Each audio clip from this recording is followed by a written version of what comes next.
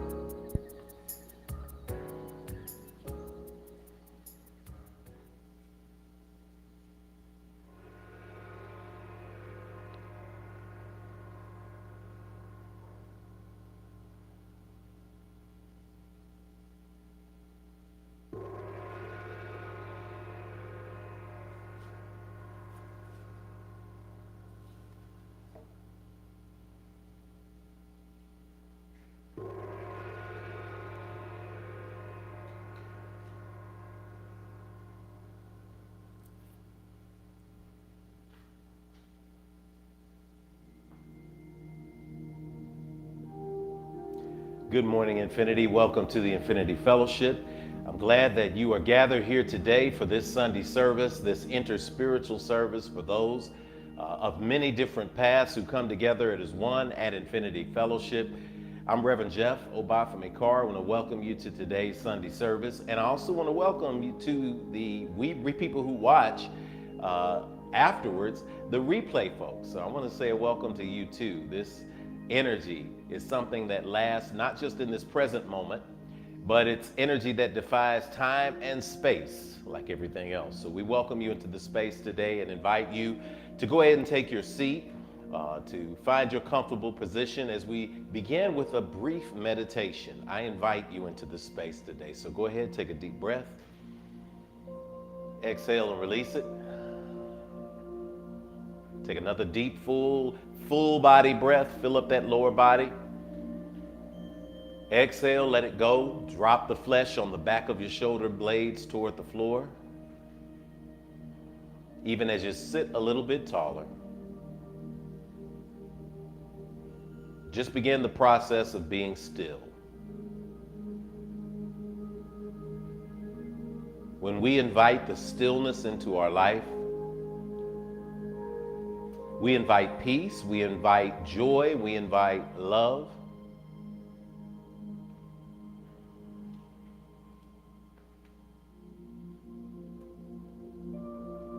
Invite these energies into your personal space right now.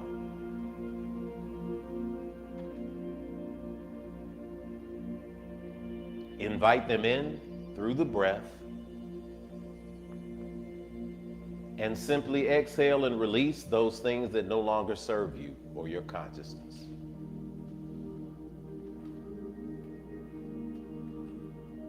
Inhaling the good,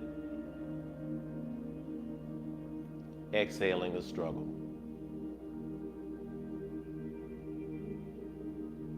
Gently closing our eyes now,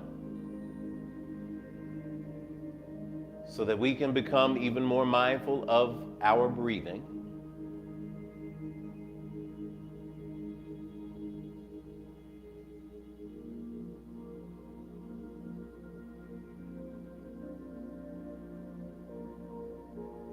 We release the situations that we dealt with through the week. We release the need to complain about how our day started today. We release the need to focus on the struggle. And instead, we turn this attention toward the divine gift of breath. Oh, how good it is to breathe together. Oh, how wonderful it is to have the gift of life in these bodies. What a blessing it is to come together in unity in this moment.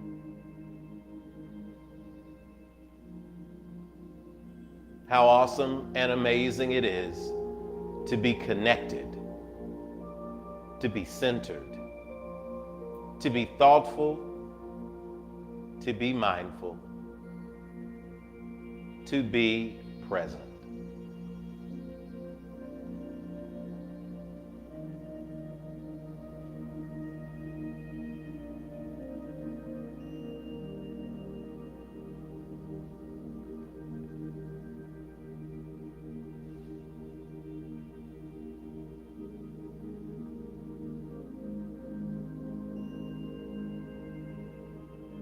As internal and external sounds come and go, we do not judge them in this moment. We hear them, we acknowledge them, and then we release them into the breath.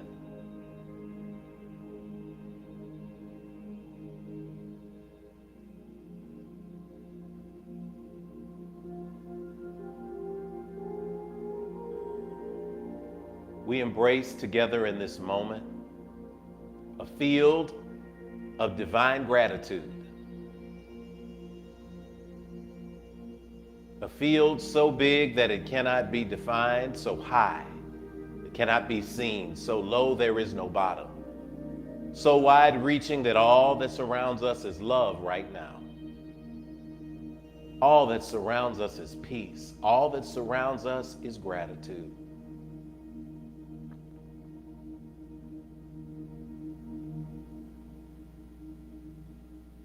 It is within this field of gratefulness, and it is from this divine source that we now all bow our heads,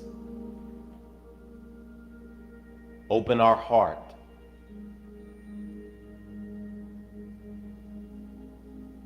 the God of your own acceptance and understanding is present in this moment. And we invite you to pour energy into realignment for manifestation as I speak for all of us globally. All wise and all knowing and all loving divine source, Mother, Father, God, our divine source of all creation. You are perceived by many different names, by many different people in many different cultures with many different histories, and yet you are known by the exact same awesome, boundless energy. That energy of love unites us today. It ignites us today.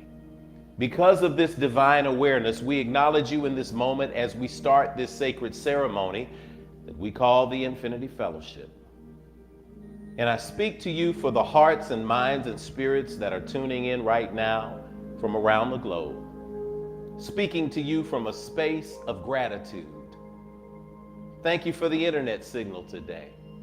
Thank you for the people who have found this place through word of mouth, through text message, through tagging in social media, but they found a place to call home. Thank you for the honor and the privilege of being in leadership in this space, tapping into you, speaking the truths that bring people into a space of bearing fruit in their lives from a space of love.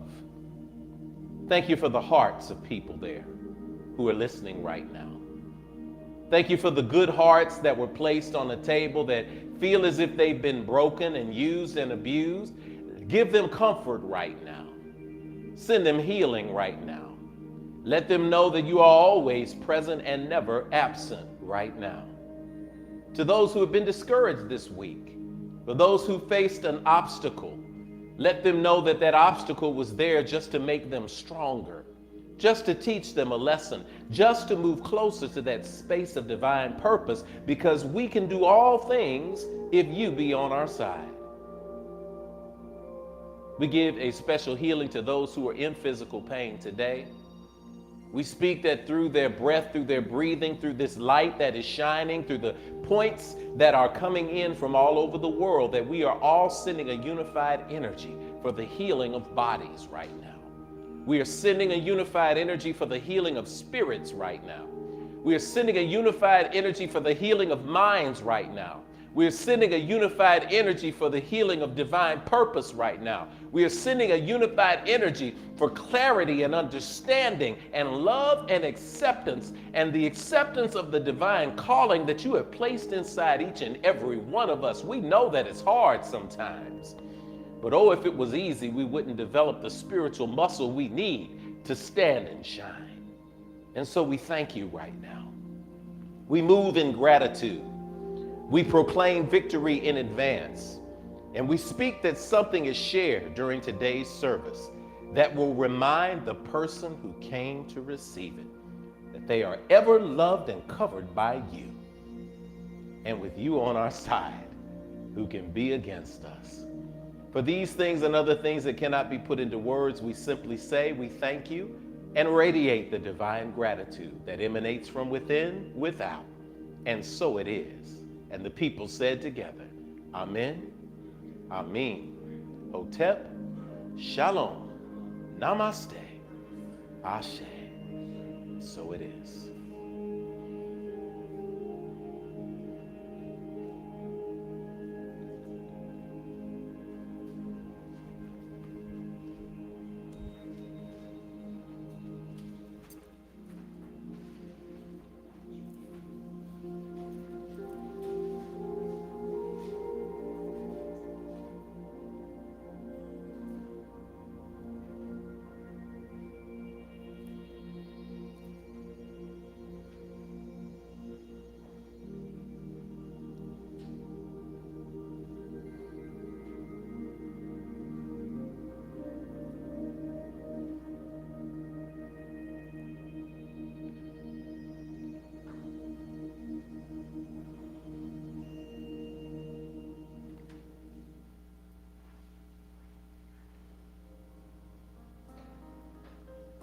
We welcome you into this place today. We welcome you to the space of libation. This is where we pour water for those who have gone before. As we have now meditated, as we have spoken to divine source, this triumvirate, this trinity of spiritual awakening, next goes to the pouring of libations. It's when we recognize the ancestral forces, the angelic powers, that space in between, that energy that we each possess while we are in these physical earth suits, that still exists when we no longer need them. We call that pouring of libations in the ancient tradition. It is the pouring out of water that represents the living into the earth that represents what happens to these physical earth suits when we don't need them anymore.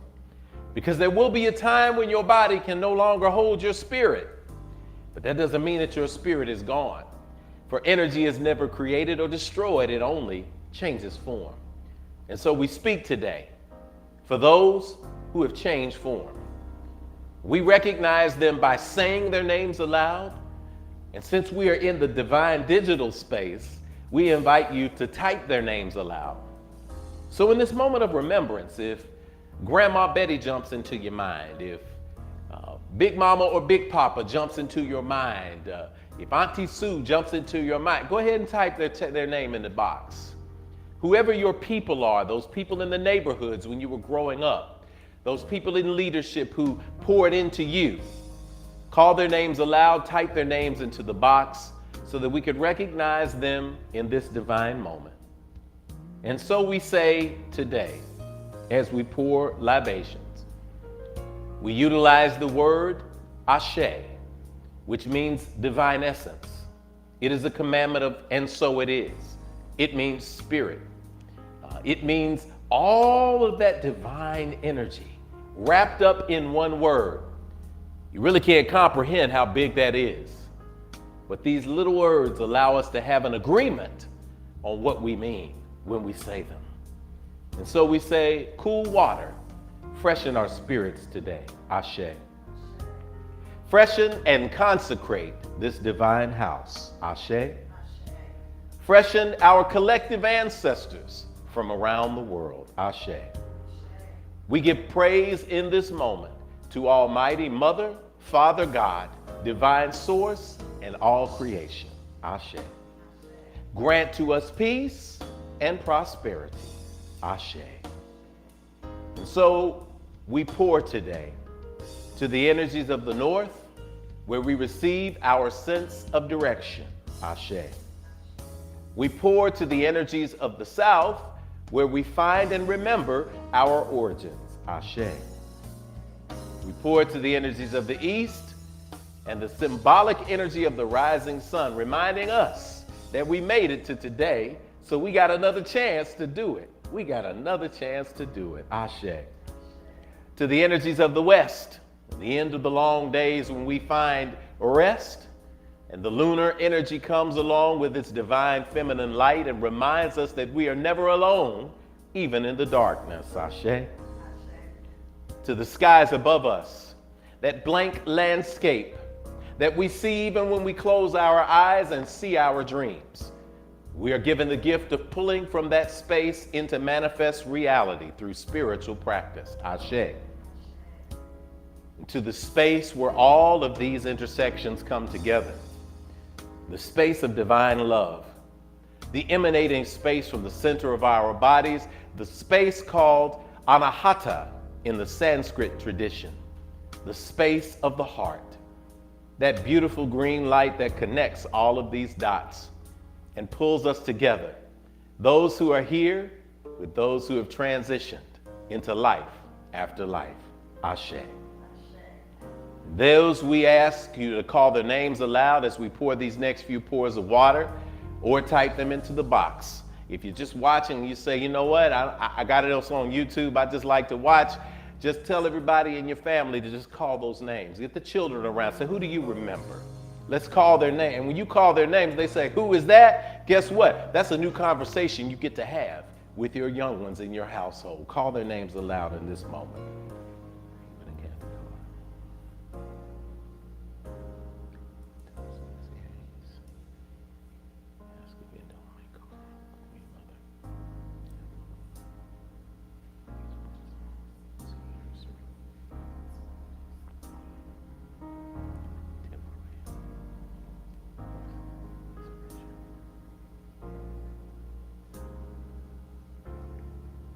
Finally, we pour together for the children in the womb, world and yet unborn.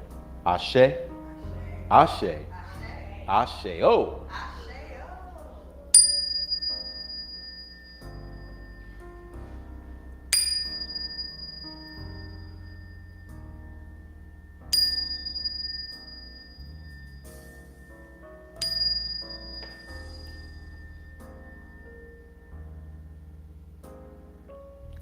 And so it is. It is done.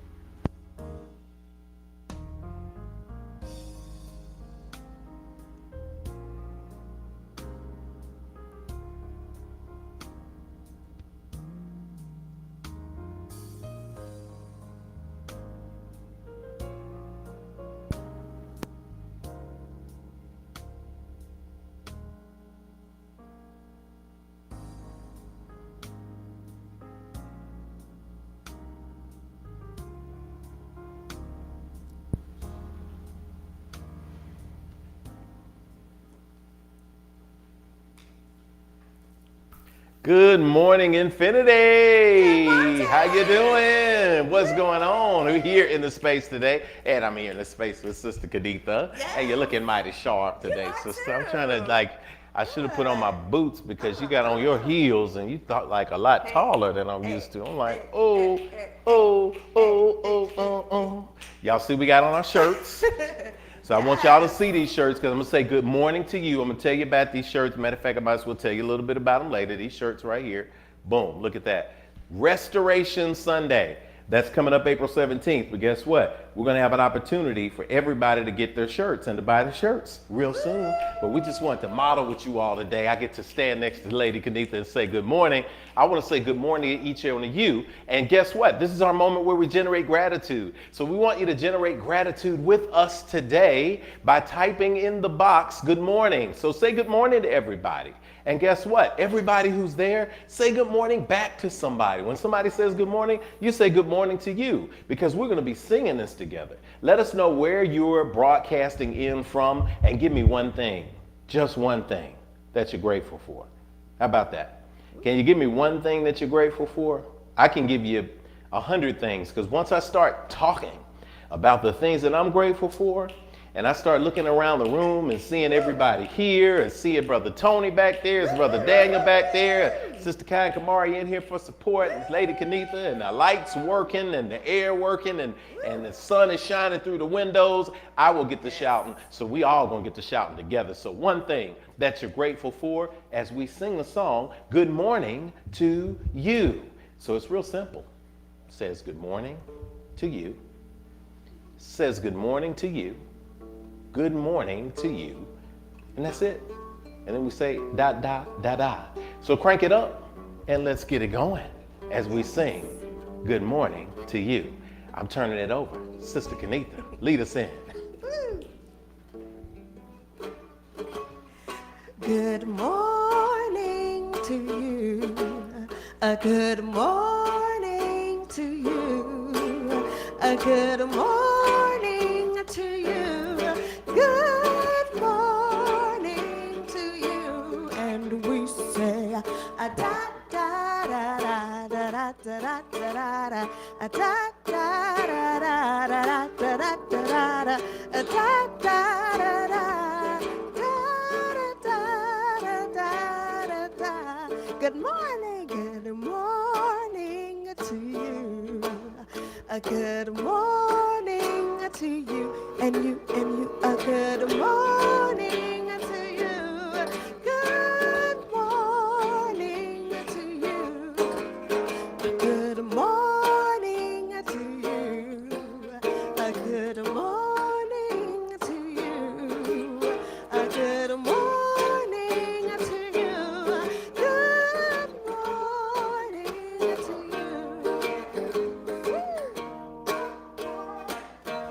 you. In the chat box, and And I want to say hello. Let me go see who we got here today. I'm coming in closer, y'all. Oh, good morning. We got Terrell Lindsay. The Lindsay family is in the house today. We got Destiny Muhammad in the house today. I'm going in. Sister Margie. Margie Pomeroy Wallace is in the house today. What's happening, Paul? Hey, family. How y'all doing? Grateful for the sunshine today. You and me both. Isn't it awesome? I'm hearing all of the voices coming in through the windows in here. Erin Coleman is in the house. Grateful for my oldest child coming home from her spring break trip and connection with her grandparents today. And for this wonderful experience with you all. Come on home from the trip safe. Antonio Terry, the Push Terry family is in the house today. Good to have y'all in Murfreesboro. Yes. Grateful for the sun. Grateful for you too, man. Yes. For all of y'all. Alicia, all the crew, come on, man. What's up, family? Y'all ready to get some work done today? Y'all ready to have some fun today? You ready to be in the spirit today? I know y'all are. Getting that deep knowledge today. Angie Bartlett-Treese is in the house. Good morning from Murfreesboro, Tennessee. Simply grateful to arrive to this day more in Standing Ovations. Wakanda forever. I got him in here. Justice for All is in the house today in New Jersey. Grateful for my mind, body, and spirit. Although feeling fatigued, I still feel life. Yes. Oh, yes. Woo. We're speaking life for you. Yes. We're speaking energy. And guess what? Yes. Everybody from all over the world is putting their hands toward the screen and sending you energy to push through that fatigue, to have rest, to have energy coming in your life, and you're going to feel that life. And guess what? The feeling starts at first, and then the rest manifests. Yes. So it's going to be an awesome day. This is your day in the space today. All right, we've got Kamisha. Kamisha Jones is in the house from Garland, Texas. Grateful for peace and comfort in my home. Whoa, no greater place to have peace and comfort than in your home. Yeah. Stacy, hey Stacy, what's happening? Good morning from Clarksville, Maryland. Grateful for this beautiful day. Grateful for you too, Stacy. Yes. It's gonna be a great day today, y'all. I'm so excited. So I'm trying to sip my coffee early so I can just kind of, even out because I'm feeling the explosion coming on. And I'm ready. I'm with it. As the young people say, I'm with the stuffs. CL Trees in the house, Grand Rising. Grateful for that first conscious breath. Oh, ain't it good? Yes. Ain't it good? We got some more gratitude coming in. Yes. Hey, Sister Destiny Muhammad, harpist from the hood. Our extraordinary West Coast partners, Destiny and Crystal in the house. Grateful for Infinity. We're grateful for you too. Yes. Oh, we got so much stuff to do now that it's warming up, sis. Oh, so many great things. Michelle Mayberry is in the house. Our Lady of Grace and Style in Texas. Good morning from Texas. Yeah. Grateful that I'm safe and happy after experiencing 3 earthquakes in 3 weeks in West Texas. Go figure. Anything. All is well. If you've never been in an earthquake, buddy, you don't know. That feeling that you're on a solid foundation, but then you're not. And it ain't got nothing to do with the rock quarry half a mile away blowing up stuff. That's something else. So we're grateful for you, sister. We're grateful that no matter what's shaking around you, that you're still on solid ground in mind, body, and spirit. Aaliyah's in the house. Good morning from Cambridge, Massachusetts. Grateful for this surprisingly warm day. Yeah. Woo. Oh, we got gratitude coming in from all over the place. Phil Day is in the house. Good morning, If. Oh, that's Feline, I believe. I see the picture. Yeah, sis. Good morning, If family. Tapping in from Milwaukee. Grateful to be here. Grateful for nice weather we've been having. Grateful for moving forward. Like everything keeps moving forward. Awesome. Man, I love it. We're getting a lot. D. Clark is in the house, the creative thought scientist, dropping in on Spoken Word Sunday morning, family. Wonderful opportunity to begin again. We win or we learn. We don't lose. Won or learn. Let's go. D. Clark, or as D. Clark would say, soak it up. I am. I love that. Soak it up. I am. That's trademarked to D. Clark. If you say that, you got to say, as D. Clark, the creative thought scientist says. Yes. Because we give respect. We put respect on people's names up in here. We give credit where credit is due. Gina Johnson is in the house. Gina Johnson Clark is in the house. Grateful for this beautiful sunshiny day from Wheatley Heights, New York. Oh, yeah. Clark family is in here. And we got the covering down here on Sister Sophia. How about that? Yes. Lakeisha is in the house. Hey, sis, good morning. Grateful for physical healing and growing stronger. Yes. Yes. Speaking it, knowing it, it's there. We're claiming it with you. Shakia's in the house. Body Boucher. Grateful for in-person service coming up. Yeah. Restoration Sunday coming up. April 17th. It's going to be off the chain up in here. If you think we're crazy now. Come on now. Boom, boom, boom, boom. Wait until the 17th. Mine. Hey, boy, people have no idea. That's the infinite space. Man. Stephanie Cosby is in the house. Hey, Stephanie. Good morning from Florida. Grateful for life. I was in a car accident this week. Car total. But I'm still here. Stephanie, like we say, that'll preach right there. Right there. You get you another car, but hey, you can't get you another you. So I'm so happy, I'm so excited that the universe saw fit to make sure that you stayed on this earth so that you could walk your divine purpose. Yes. Because cars been totaled and people didn't walk away, but you did. So how about that? So that means that we're going to use this opportunity to be grateful, and we're going to use this opportunity to set it off in divine purpose today. So that's what we've got today in this gratitude affirmation in the space today. And we're so grateful for each and every one of you that shared. We're grateful that you are here today. And we're going to start off Infinity by giving our statement of infinitude. So we're going to ask Sister, her leading lady, Kanitha Carter, come up, and we're going to lead you through those principles that bring us together at Infinity Fellowship. If you're brand new and you say, what is Infinity all about? What do you all practice? Guess what?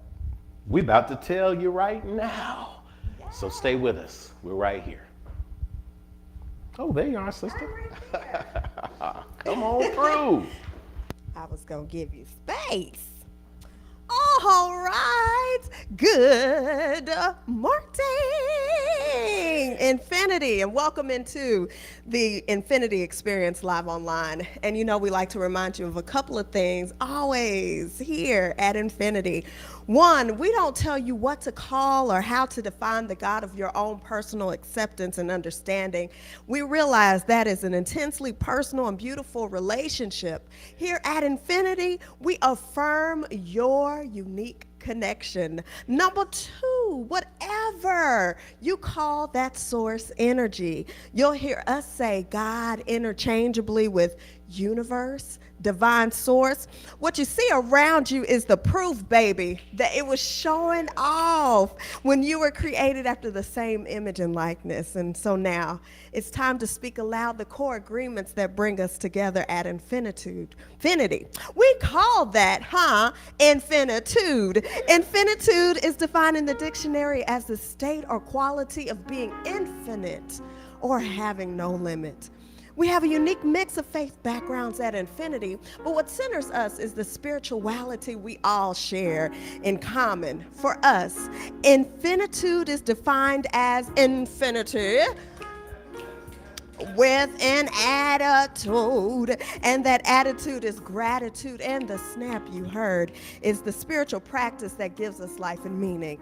Snap is on your screen, and we recommend you take some time on both, meditate on both it and our statement of infinitude by visiting our website at myif.org.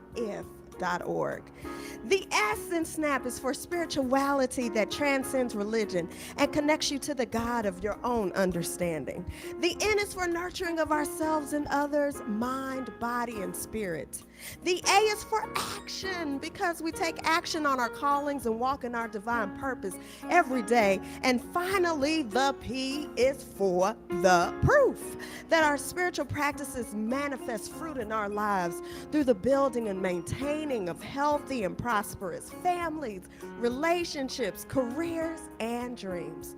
We are grateful you all are here as unique manifestations of our Creator, the loving, living spirit of our commonality, the divine source of all creation perceived by many names, yet known by only one energy. I invite you to join us in the affirmation of our statement of infinitude. We agree that we are beings of pure, eternal spirit, birthed from the creative potential of the universe, with all the powers of the Creator inherent within us. We embrace the innate goodness of humankind and an abundant creation that provides for us through the seeds that we plant in our everyday lives.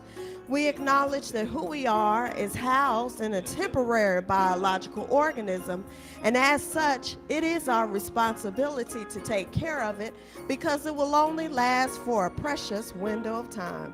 As we nurture ourselves spiritually, mentally, emotionally, and physically, we commit to provide like acts of nurturing for our fellow brothers and sisters of the world we live in, embracing all regardless of religious faith, skin color, ethnicity, gender, sexual orientation, or socioeconomic background. All are truly welcome at Infinity. We agree and accept that various religions exist as unique opportunity for humanity to get to know one another through meaningful conversations that seek to explore the core concepts we share in common. This is the application of ancient wisdom, scientific discovery, and spiritual practices, both physical and metaphysical, that will lead us closer together as a human family. We commit to exist now and ever as a beloved community. Let it be so according to the many terms of affirmation. Amen, Amin, Hotep, Shalom, Namaste, Ashe. If you are a first-time visitor at the Infinity Fellowship, please type first time in our comment section so that we can say welcome to you. When somebody types first time, y'all know how to do it. Send them a fist bump, send them some hearts, press the like button, the love button, send it flowing up on the platforms that you got there on Facebook and YouTube. But we want to welcome you first timers into the Infinity Fellowship. And of course, we'll just put your name up. If we see you saying first time, we're going to put you up while we're saying our visitors welcome here. But I want you to know that I get the honor and the privilege of welcoming you and letting you know that you are seen today. Here at Infinity, they call me Rev Jeff, and I'm revving you up in spirit to understand that we see you at Infinity for who you truly are. And we know the who, what, where, when, and why of that. More on that in a minute.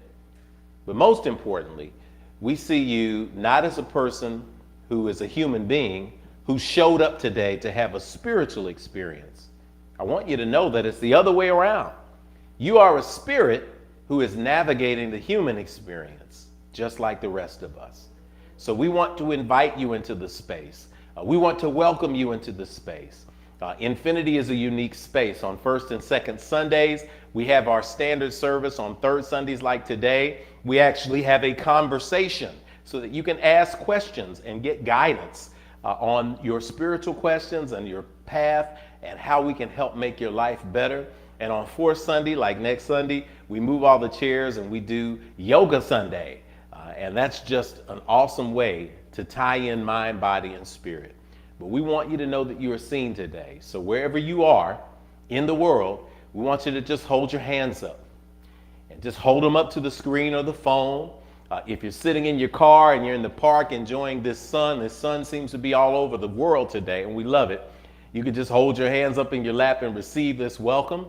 You know how we do it, Infinity, though. We look at each other's eyes. So if you've got somebody near you, if you've got somebody around you or close to you, if you got somebody in the kitchen messing with the coffee machine or the food, call them in and say, hey, I got something to say to you. I just need you to hear this right now.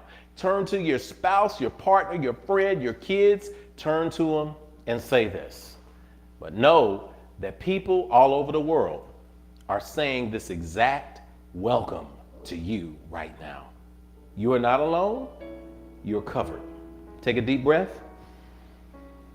Exhale, let it go. Take another deep breath. Exhale, let it go. And repeat after me. If you're a visitor, you can receive this. Hear the thousands of people saying it. I see you, but you don't hear me though. I really see the real you. I see who you are. You are a divine manifestation of God's creation. I see what you are. You are a spirit. You're more than what's on the outside. You are a gift to me and to the entire world. I see where you are. You are right here in front of me, where I can let you know, if nobody else will, that you are not alone. I'm with you. We are with you. And you are at home. I see when you are. You're in the right now, baby. You are so much more than your yesterday. I see why you are. You are here to learn, to grow, to embrace your dreams, and to celebrate your divine destiny. I know all this because I'm here to do the same thing. So we're going to help each other out. All right? I know the real you. And I see you shining today. I feel you shining today. I know you're shining today. So welcome to infinity. Welcome home. Asheo. Give it up. Give it up. Dance it out. Give it up. Celebrate right now. Hey. Celebrate right now. Hey. Celebrate right now. Hey. Celebrate right now. Hey. Celebrate. Celebrate right now. Hey. Celebrate right now. Hey. Celebrate right now.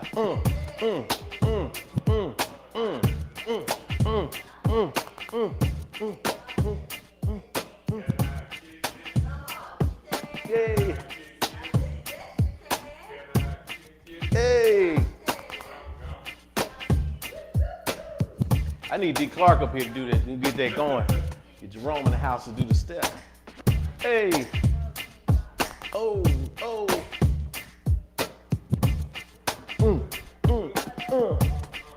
Somebody had a twine in them.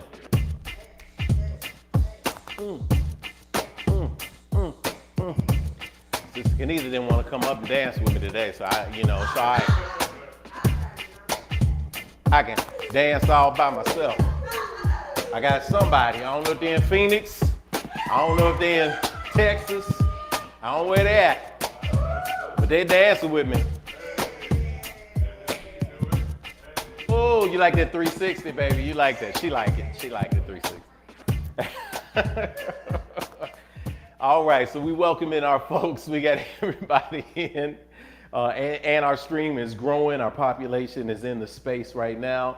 So we are in the space and time where we give at Infinity Fellowship. We keep that divine energy going through our giving because we give with energy. We're going to be talking about giving a little bit later.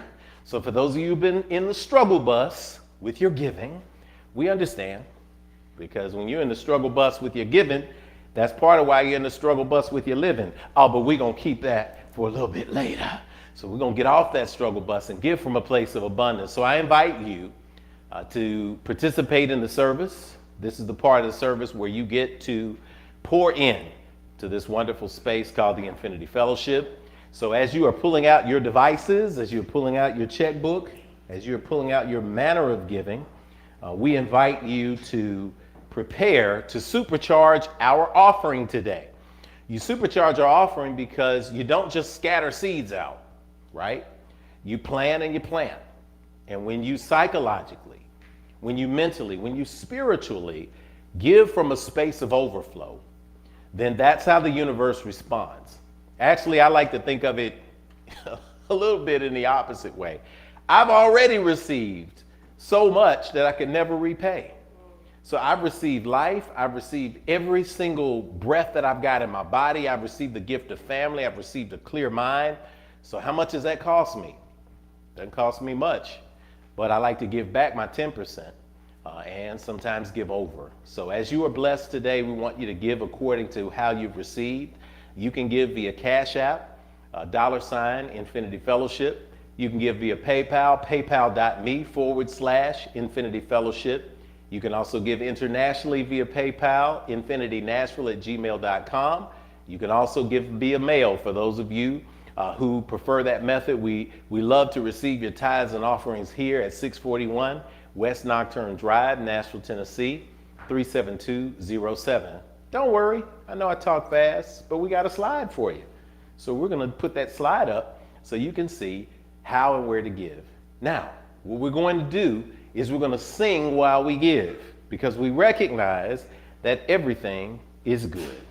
So y'all repeat after me. Everything is good.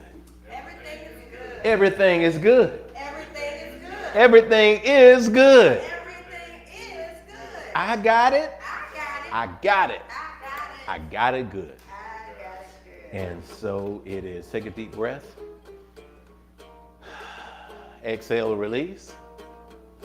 All right, good. We're going to bring up our offering affirmation so that we can say that together. And our offertory affirmation will actually seal the deal for our giving as we prepare to go to our devices. We'll pull that up on the screen and let us say our offertory affirmation together. O limitless, abundant Creator, source of everything I possess, you have given me the gifts of life, breath, and creativity. You continue to provide for me without judgment or preference. And so I freely return these gifts to you with my whole heart, mind, and intention, knowing that as I give freely with both remembrance and gratitude, the circle of abundance will be unbroken, and so it is. Everything is good, y'all. We're going to sing it. We're going to put up the slide so that you can know how to give. Let us give at this time. Everything is good. Everything is good. Yeah. Everything is good. Oh, everything is good. And I've got it. I've got it. Oh, I've got it good. Hey, everything is good. Everything is good. Yes, it is. Everything is good. Oh, everything is good. And I've got it. I've got it. Oh, I've got it good. Hey, yeah, everything is good. Yeah, everything is good. Yes, it is. Everything is good. Oh, everything is good. And I've got it. I've got it. Oh, I've got it good. Hey, everything is good. Yes, it is. In my life, all around, everything is good. And I've got it. I've got it. Oh, I've got it good. Hey, everything is good. Everything is good. Yeah, everything is good. Oh, everything is good. And I've got it. I've got it. Oh, I've got it good. Hey, everything is good. Yeah, everything is good. Yes, it is. Everything is good. And I've got it. I've got it. Oh, I've got it good. Oh, I've got it good. I've got it. Hey, I've got it. Oh, I've got it good. Oh, I've got it good. I've got it. Hey, I've got it. Oh, I've got it good. Oh, I've got it good. Yeah. Sister Kanitha, I've got it good. I've got it good. All right, it's time, y'all, for the announcements. Figure out what's going on today. Again, you can give during the replay. You can give at any time, at a point in time during the week. And many of you do. A lot of people give during payday. They instantly just take out and give, and we appreciate you. Infinity appreciates you. But most importantly, Spirit appreciates you because it is an act of spiritual practice. So we're going to bring up for our announcements today the man with the plan, Brother Tony Insignaris. Come on through, Brother Tony.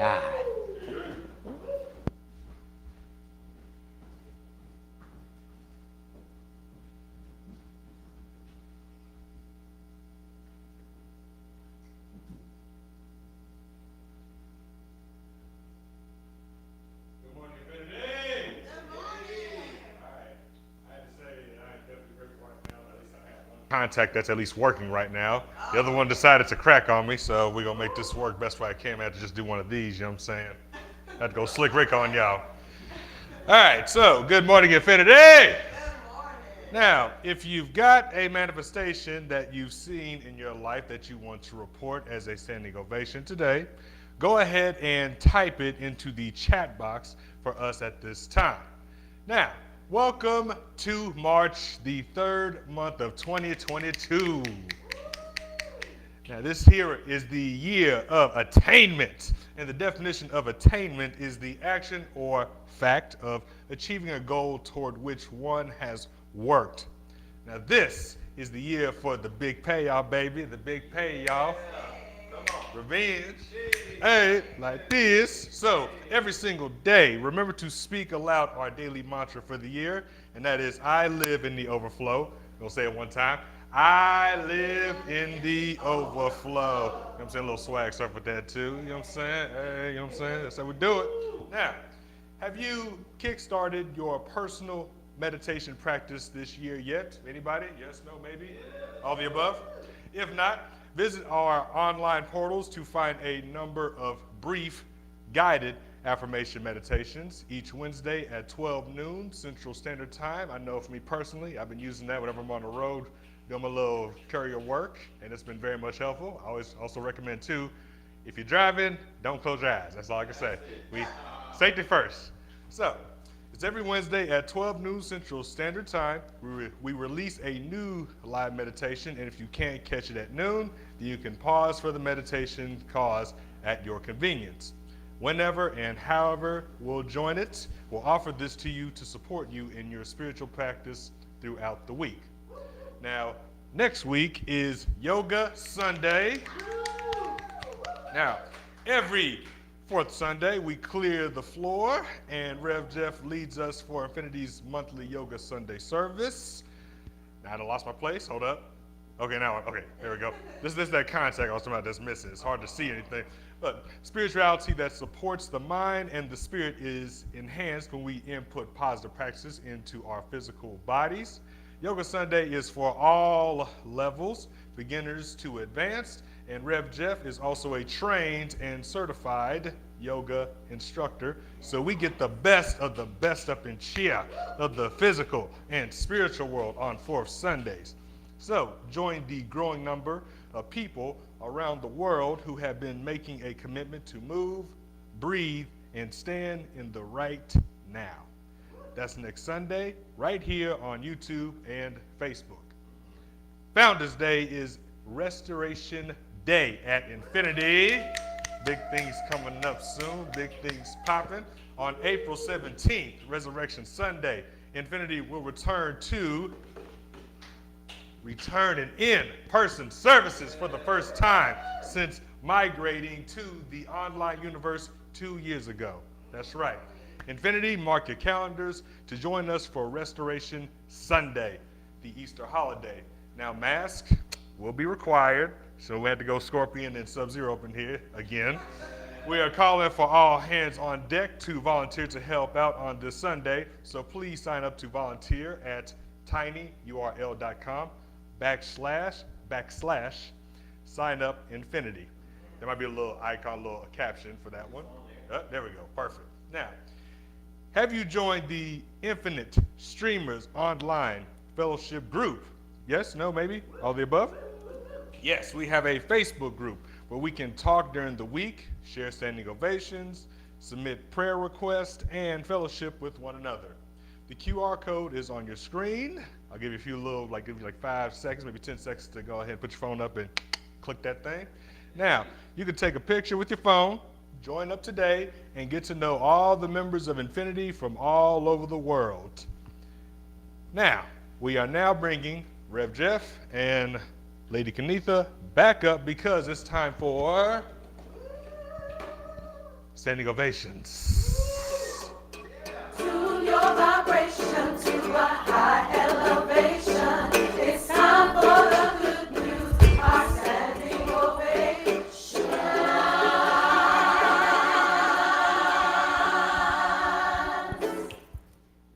Woo! Yes. All right. Standing ovation. Standing ovations. My favorite part. Favorite part. Where's my favorite? Oh, there it is. My favorite. Did you get okay? All right. So while you're doing that, I'm going to explain it for some because there's some new people. So here it is for this part of the service. Our high energy at IF comes from our practice of snap. We've talked about this before. It's why we snap our fingers during this part of the service. We receive practical lessons and tools for our individual journeys at spirituality. We fellowship with like-minded spirits every week. That's nurturing. We take what we learn and apply it in our lives. That's action. And if we do these, then every week we see examples of progress in our lives, and that's the proof. So let us pause to enjoy a collective moment of manifestation and expansion. We'll call off your names as we receive them. When your name is called, we will snap our fingers to celebrate, and then affirm them, and then provide at the very end a collective standing ovation. Okay? Woo! Yay! So here we go. Okay, so what do we have today? We got standing O's that are coming in from all over, and we want to make sure we put you up. So Yes. type it in so we can give you your standing ovation.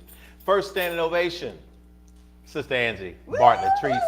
We call her Cousin Angie around here. I have been celebrating all week while on spring break. Yes. I'm so grateful to reach the age of 55. High five, baby. Today, happy birthday to ya.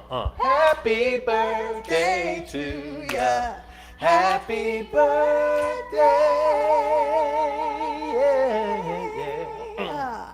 I love it. Woo. Also blessed to have said thank you to both of my parents last night Oh, man. and share it with both of my children today. Vibrating high, y'all. Woo. Snap, snap, snap, snap, snap, snap. 55. Oh, what an awesome time. Hope to catch you on that. Yeah, Tony? Go. Yes. YouTube, Yeah. not allowing people to go through chat. They can still see you and hear you, they just can't. Great. That's all right. Just to share their standing ovation on Facebook. All right, put that on Facebook. Great. Listen, share your standing ovation on Facebook, or I'm telling you right now, I think we've got an email that you could put on email title that we can put up. infinitynashville@gmail.com. If you send me that standing ovation really quick, I will find a way to read it. So make sure you send it and we'll pull up our Gmail. I don't know why YouTube does that sometimes. And I love to, Just technology. it's technology, you know.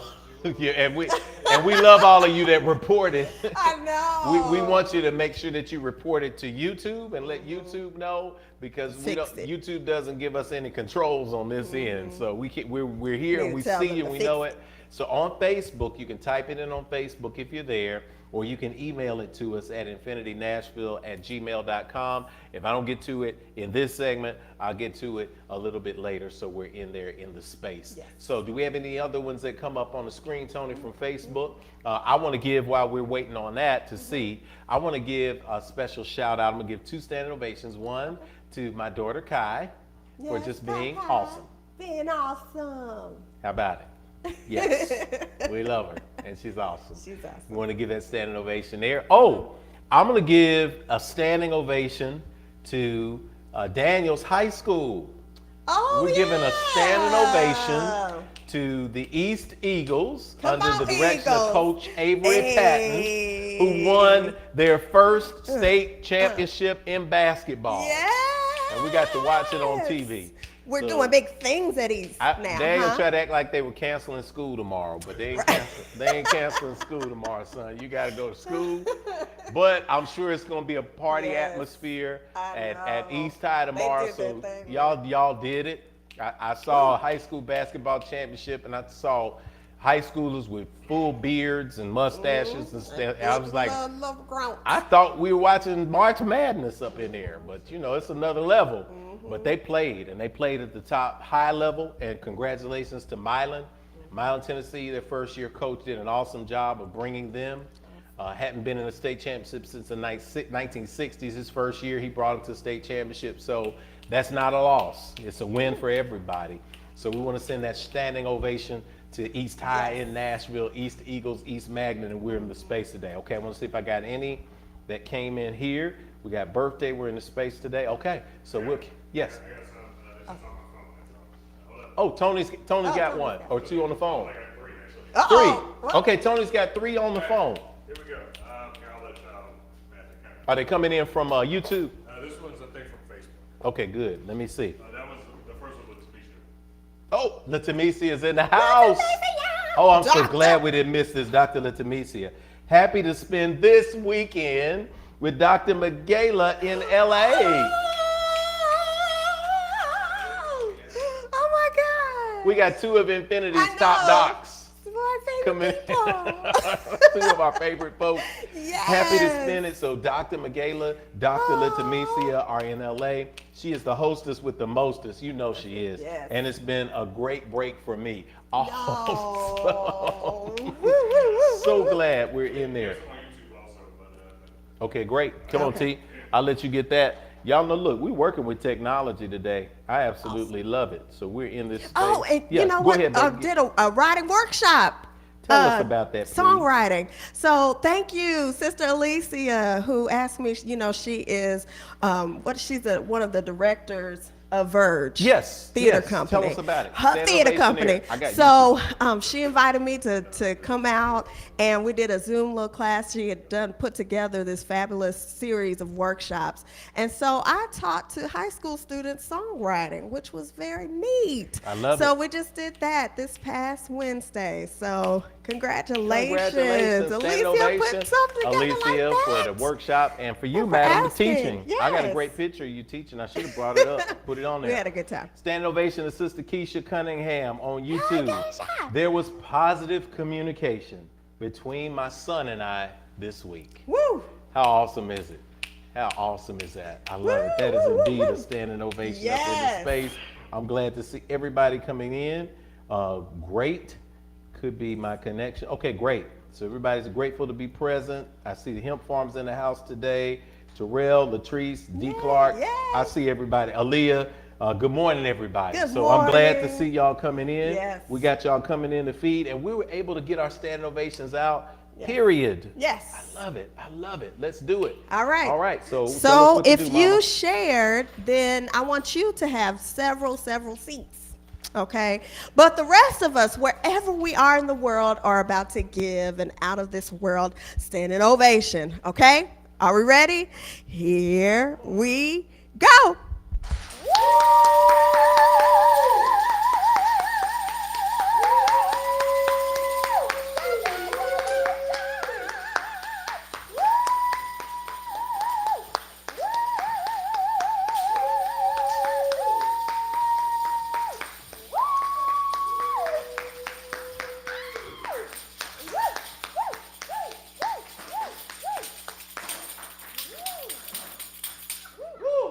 Yeah. All right. So those are the announcements and ovations for today. So it is spoken, so it is received, and so it is. Ashe. Woo. Come and go to that land. Come and go to that land. Come and go to that land. Where I'm bound, where I'm bound.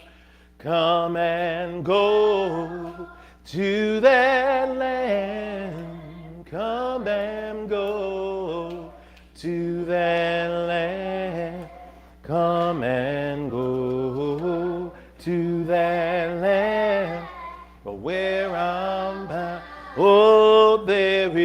peace in that land. There is peace in that land. There is peace in that land. Oh, where I'm bound, where I'm bound. There is peace in that land. There is peace in that land. There is peace in that land. Where I'm bound. Come on, y'all. Don't you want to go to that land? Don't you want to go to that land? Don't you want to go to that land? Where I'm bound, where I'm bound. Don't you want to go to that land? Don't you want to go to that land? Don't you want to go to that land where I'm bound?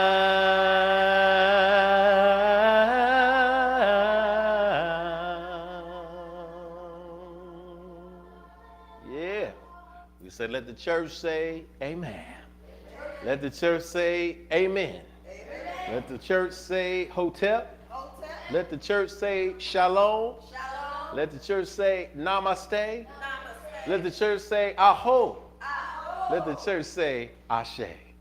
All right, we are in the space today. Grab your pieces of paper, grab your pen, grab your manual. Those of you who know, this is Manifestation Sunday. This is the annual Sunday where we speak you through the practical tools that'll help you with manifestation. You can find this here at the replay. You can also find it from even last year. So we tweak every year, year to year, but we were not going to miss the opportunity, rather, to have today for everyone who is in the first quarter of their lives. So if you're in the first quarter of your life for 2022, 2022 is the year of what? Attainment. That's right. So you've done your vision board. We worked on that. We had a great vision board workshop beginning of the year. Even if you didn't go to the vision board workshop, make sure you put it together. Make sure that you get yourself in alignment to know where you're going for 2022. Then in March, as we get ready for the spring, as we get ready to spring into the greatest level of our existence, we want to do that with a plan.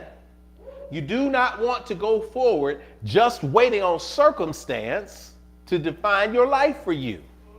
Any of you have tried it, have you? I've been there. I let circumstance define me, and then I lost control. I could never really function and move forward.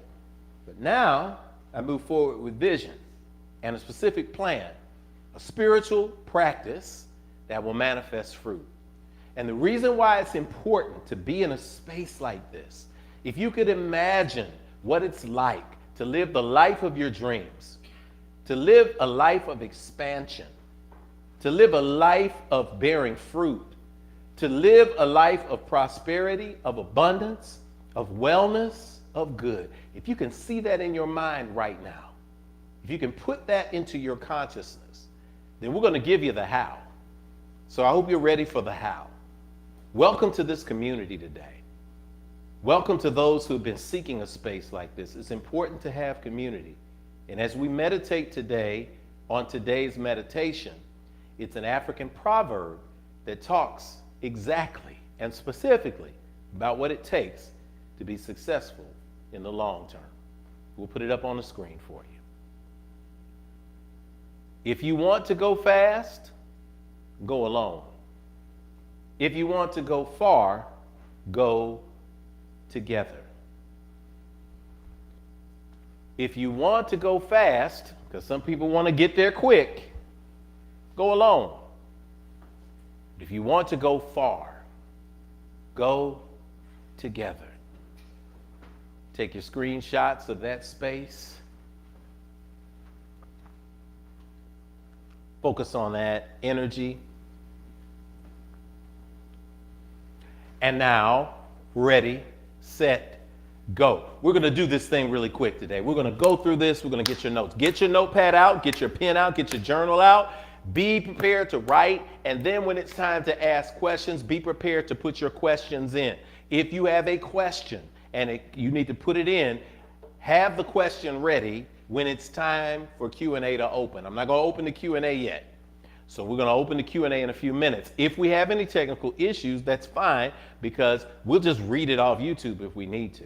So if Brother Tony sees it on YouTube or Facebook and we don't see it in our feed live on our monitor, then so be it. That's the way it'll work. We'll find a way to get to your question.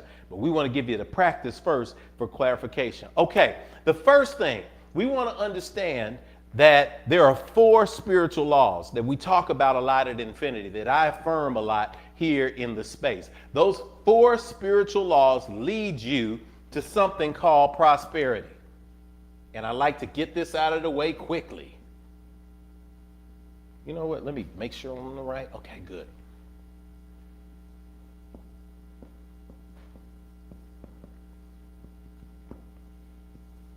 Okay, who wants prosperity in the chat today? Who wants prosperity? Let me see you in the chat today. If you want prosperity, I'm not going to be able to read every specific thing, but I can see when the chat moves. So if you want prosperity in your life, go ahead and just give me a thumbs up or just say, I want it, whatever it is, and we're going to keep that scrolling so people can say what we want, prosperity. Now, that can be a word that can psychologically trigger people when you say prosperity. Because the first thing that you think about is this uniquely Western concept of prosperity. When we say prosperity, the first thing you think about is bling. And anybody who doesn't understand infinity, who may be here for the first time, who said, well, somebody told me that this place was going to be different, and now the message is here, and you have this person standing up talking about prosperity, and this is why I left those other spaces, because people were always talking about money. No. That's why this question is here. Because we ask, what is true prosperity? We've got a wonderful course coming up. It's on our Ancient Wisdom site. It's the 4 Spiritual Laws of Prosperity by Edwin Gaines. It's an excellent book. We want you to get it. Y'all good? You good? Okay, good. Thank you, baby. I got my kids coming and going. I just want to make sure that they're all right, because they usually know during the message to sit still so Baba can work. Ain't that right, baby? I love it. Thank you very much. I keep it real, 100% transparent. What is prosperity? As we define it with Sister Edwin Gaines, and you see her reference in the manifestation manual that we're going to in a minute, but radiant health.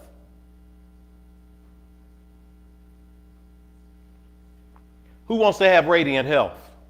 Who wants to walk in radiant health? Who wants to be able to breathe without thinking about it? Who wants to be able to get up out of the bed and your joints are not hurting? Who wants to be able to run when you want to run? Who wants to be able to swim when you want to swim? Who wants to be able to, if you decide that you're going to go to visit ancient Kemet, as I have, and you want to be able to go down into the pyramid of Khufu, as I have, you want to be able to stand there when they line people up and they say, okay, there's some people who can't go, because this requires that you crouch at a 45-degree angle and you basically crawl down those 50 yards. And you have to be in shape to be able to experience the inner part of the pyramid of Khufu, Khafra, and Menkaura. You have to be in shape to be able to do that. Won't it be nice to have radiant health so that you can have the experiences that you want to have in life? That's the first thing. The second thing is relationships that work. Watch this. I'm going to add something.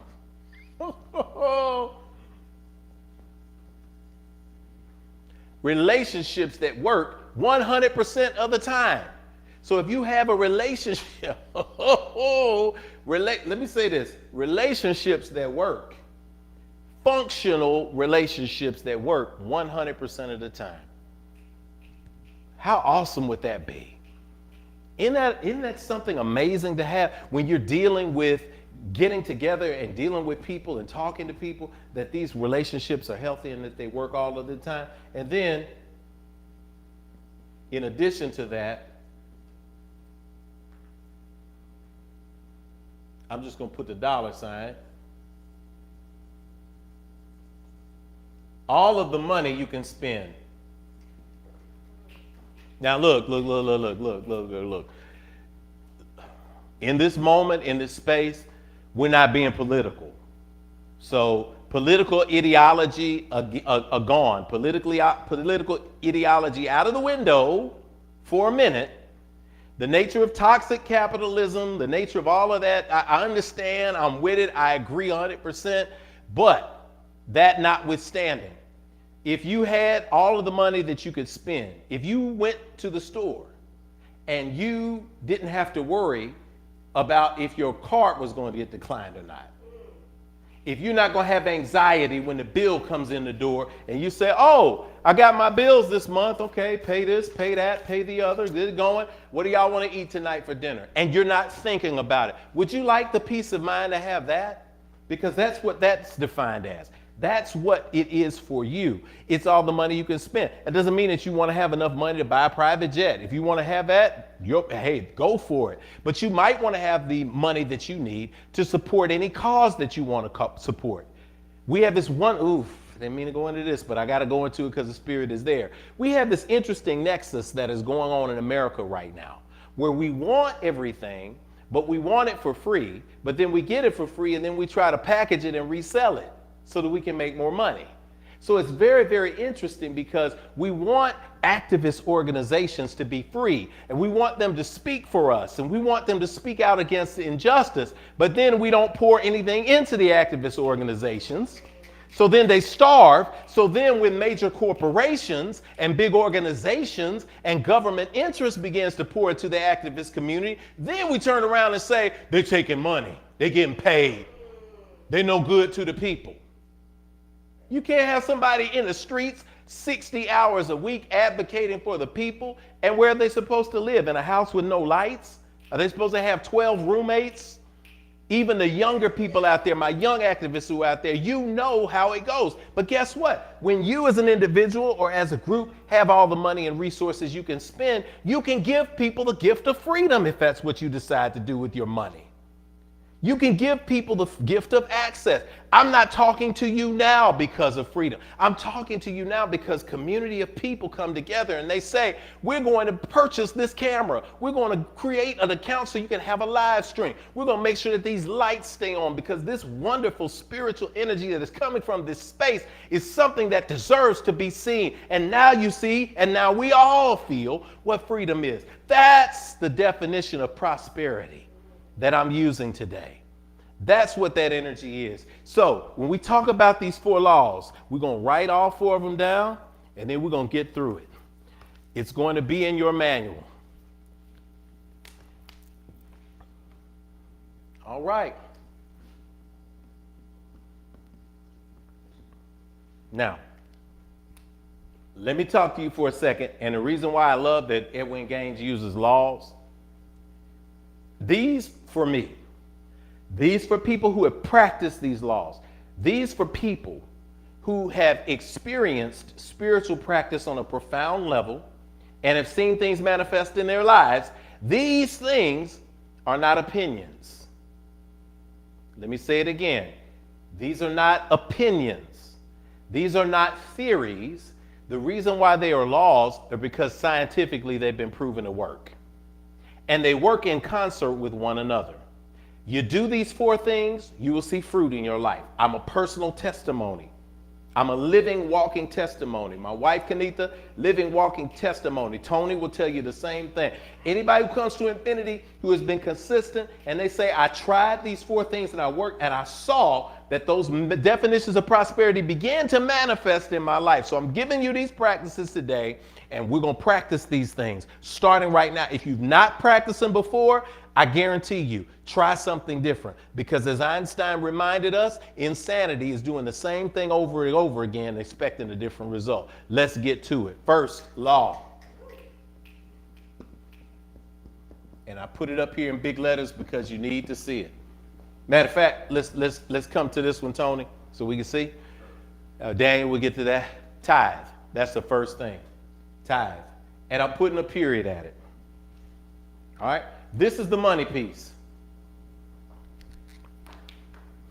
I never used to like to talk about the money piece because the money piece is the most difficult piece, especially for people who struggle with money. There's an old saying that says, if you don't know where your next dollar is going, I guarantee you, you don't know where your last dollar went. Right? So think about that. If you don't know what you're going to do with your next dollar, I guarantee you don't know where your last dollar went, because we live in a space of impulse. What I love about tithing is a conscious decision. I've got a slide for you on tithing. Take a screenshot, write this down. The class that is coming up is going to be an awesome class because it's going to teach you these principles. Sister Keita is going to be teaching that class for new members. That class is 100% free. We're going to get that in there this time around. It's 100% free. Usually this class has a charge. It's going to be free. Make sure that you look forward to sign up. So a tithe is, we got a slide for a tithing. Thank you. We're in there. Awesome. Tithing, also known in ancient times as oblations. For those of you who are historic, you want to talk about the first fruits of the harvest. That's what when you talk about Kwanzaa and the first fruit, it's the concept in Egypt or Kemet of hetep di nisu, that giving of the first tithes. In modern times, we call it a tithe. A tithe is simply 10% of all you financially receive, given gratefully and thoughtfully to where you receive your spiritual food. Where you receive your spiritual food. To where you receive your spiritual food. Key points on that slide. Not just 10%, but given gratefully and thoughtfully. The purpose of the tithe is to acknowledge God as the source of your good and to provide a physical demonstration. Physical demonstration. All right, come on back to me. Thank you. All right, listen. You all got your manuals? Here they are. If you don't have your manual, you can get this later. There are some quotes on the front that talk about giving, and it also talks about manifestation. These quotes are here on the front of the manual. In the end cover of the manual, which is what I want you to turn to now. You can write notes if you don't have the manual, you can fill this in later. But right here, it's going to tell you that these are the personal manifestation goals of. I want you to write your name on that line. Okay? Write your name on that line. Now repeat after me, because we're going to say this every single day as we move through this process. I now claim and accept the very best in life for me. I now claim and accept the very best in life for me. Affirm daily. I am in tune with my divine calling and purpose. I am healthy, happy, successful, loving, and prosperous right now. Thank you. Fill in the blank. See, on this manual is for everybody. So for anybody that's traveling, thank you God, thank you divine source, thank you Jesus, thank you Allah, thank you Nirvana, thank you Amentet, thank you Orisha, thank you ancestors. Whatever you say when you are closing your eyes and speak to the divine, this manual, every single day, you look at it every single day. It's a physical document. So I'm not going to give you something that's just theoretical. This has been put together and codified, and it's modeled after out of a tool that Sister Edwene put together at a wonderful workshop. And we always send her acknowledgement for the work that she put into the space. But you acknowledge the Creator in that line by the name that you use.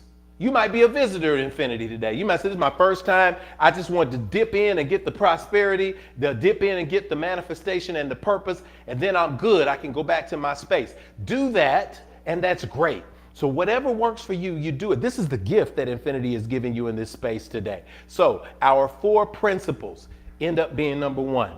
tithing. Number 2, setting clear goals.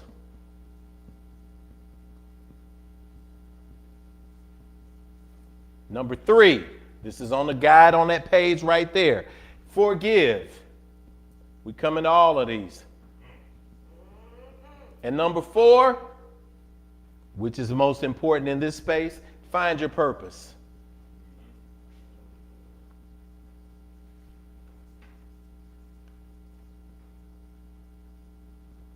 All right, so we got it. So when we turn to this page, to the inside, when the inside of this page, I want you to look right here to the left. You're going to see this panel here. Tithing is action and affirm your intention. You're going to see that in the space right there. So I want you to turn to that page and get that page ready, because we're not done with tithing. We're still on number 1. I'm going to check it off when we're done. How about that? 1, 2, 3, 4. All right, tithing. We're not done. Now I want you to judge something in your spirit. Take a deep breath. Exhale, release.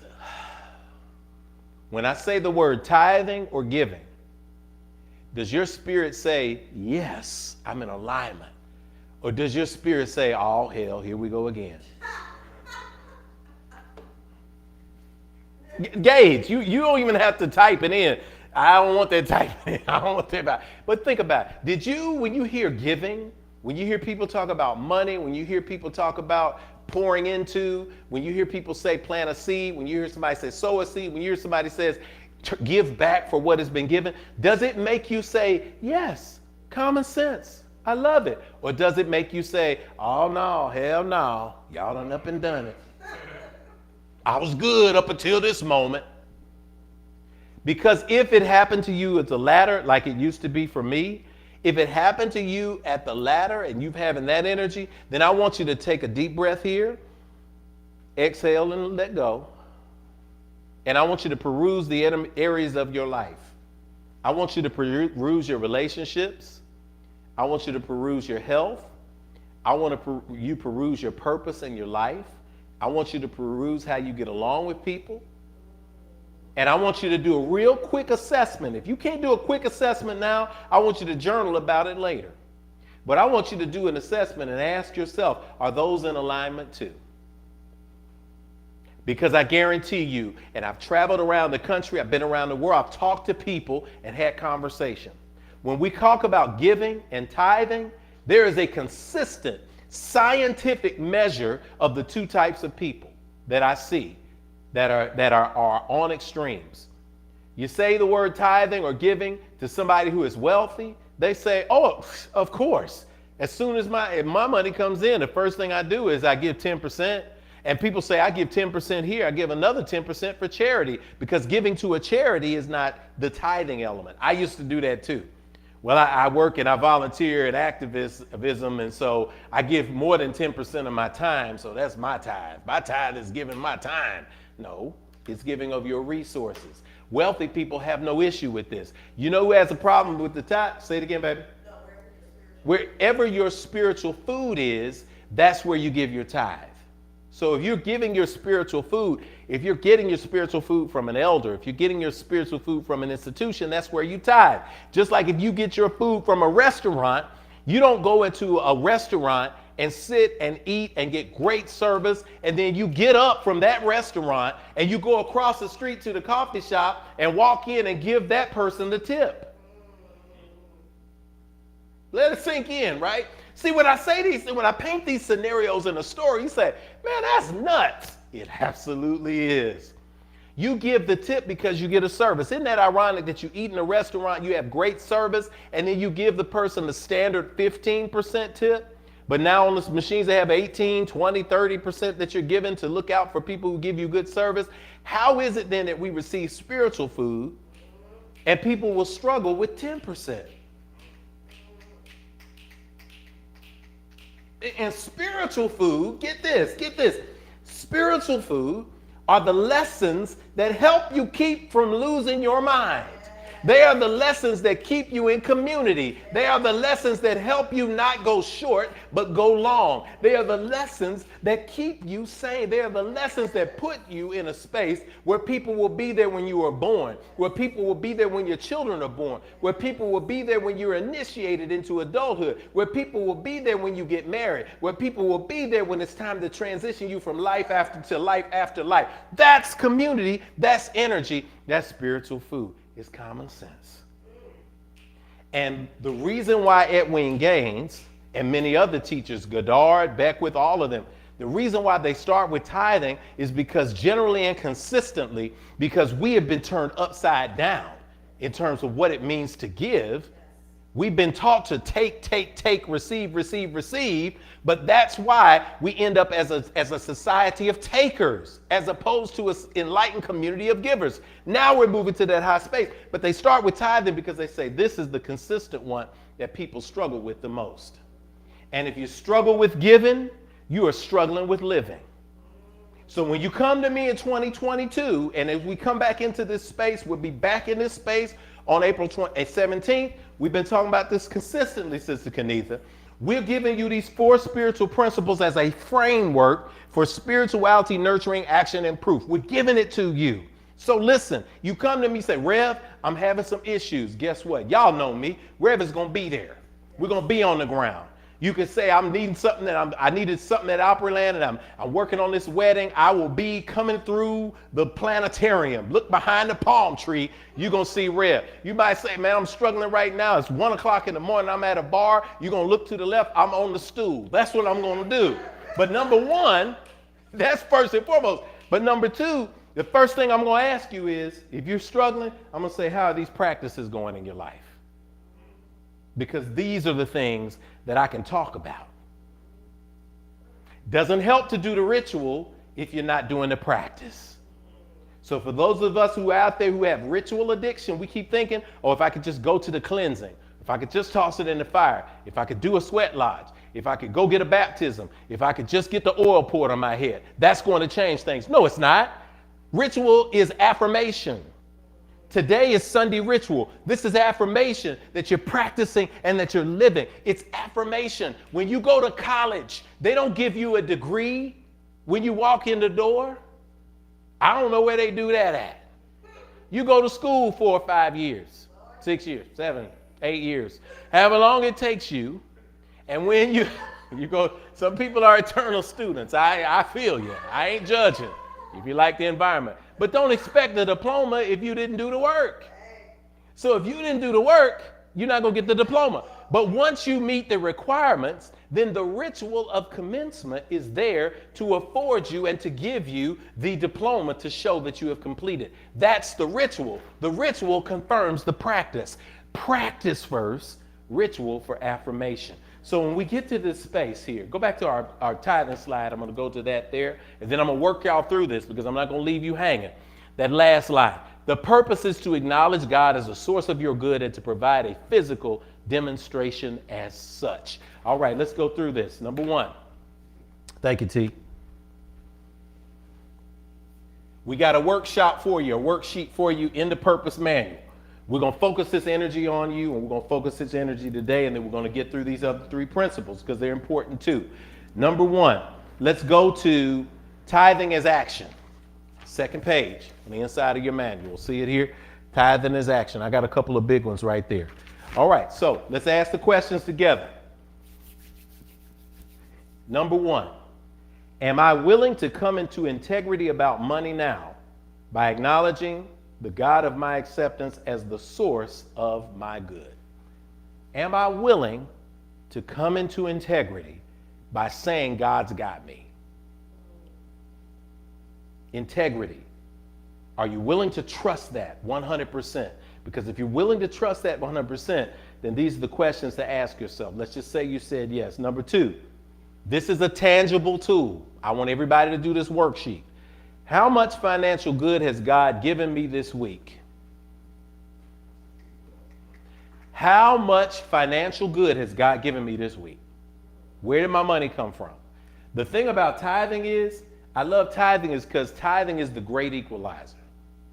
Now, I have a client I'm waiting on a check from a client, but I got a gift this week. I got a love gift. I got a love gift this week of $50. That's what I received. Shout out to my love gift givers. And I only say shout out because they give in the spirit of giving, not for recognition, but just to say, here's a little love that I wanted to give you away. That's $50 that came in this week. Somebody out there got $50. I'm not telling you, trust in the nature of God and plant that whole $50 as a seed today. Just give it all up. I've seen that. I've been there. Joker, get a check. I know somebody got a $1,000 check. Write it all right now. Bring it down to the basket. No, I'm not telling you that. Listen, this is a consistent practice. $50. What is 10% of $50? What'd you say, Smooch? My little one said it. $5.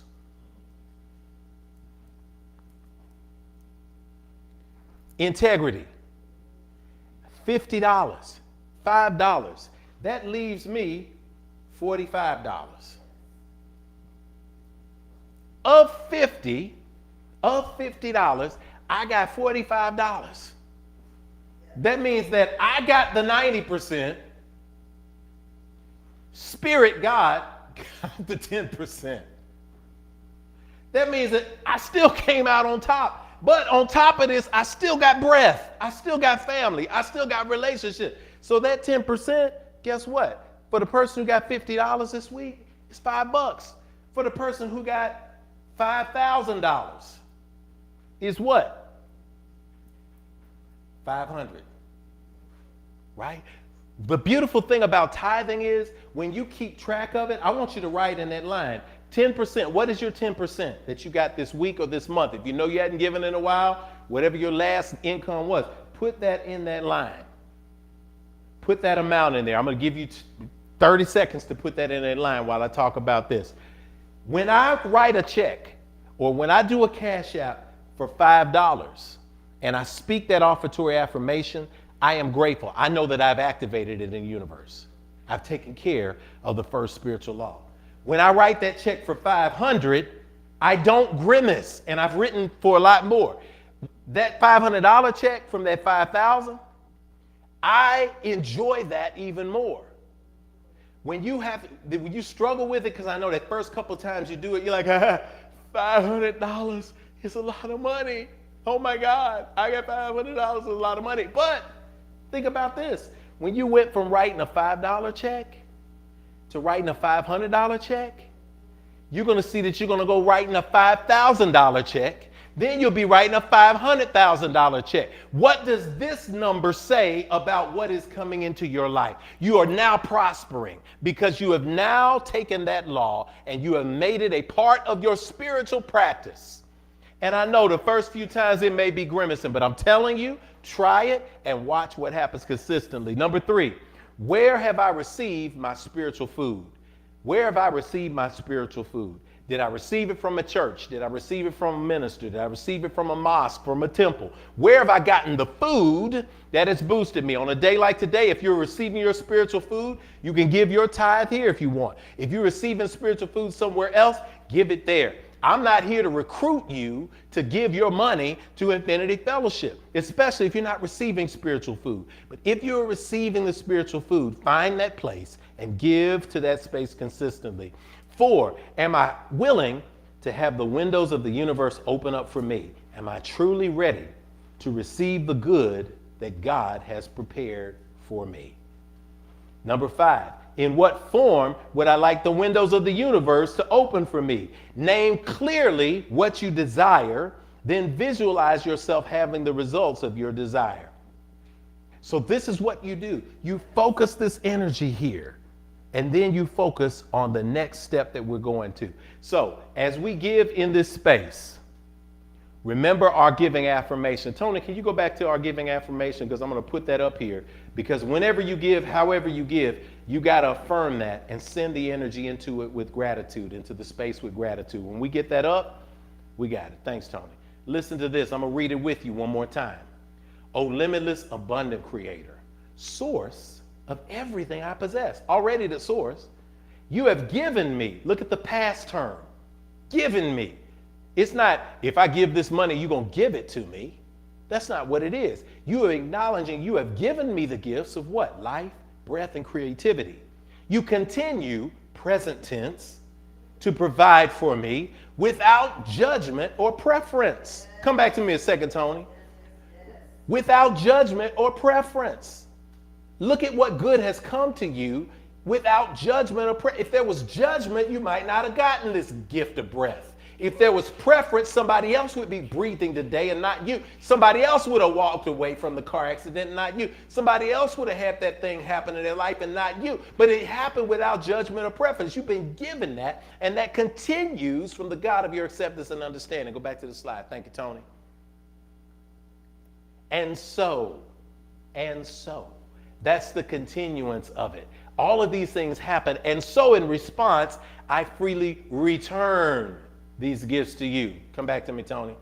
I know, man, I'm back and forth today because I got to tell people straight. And so I freely return. Tithing is not just giving. Tithing is returning.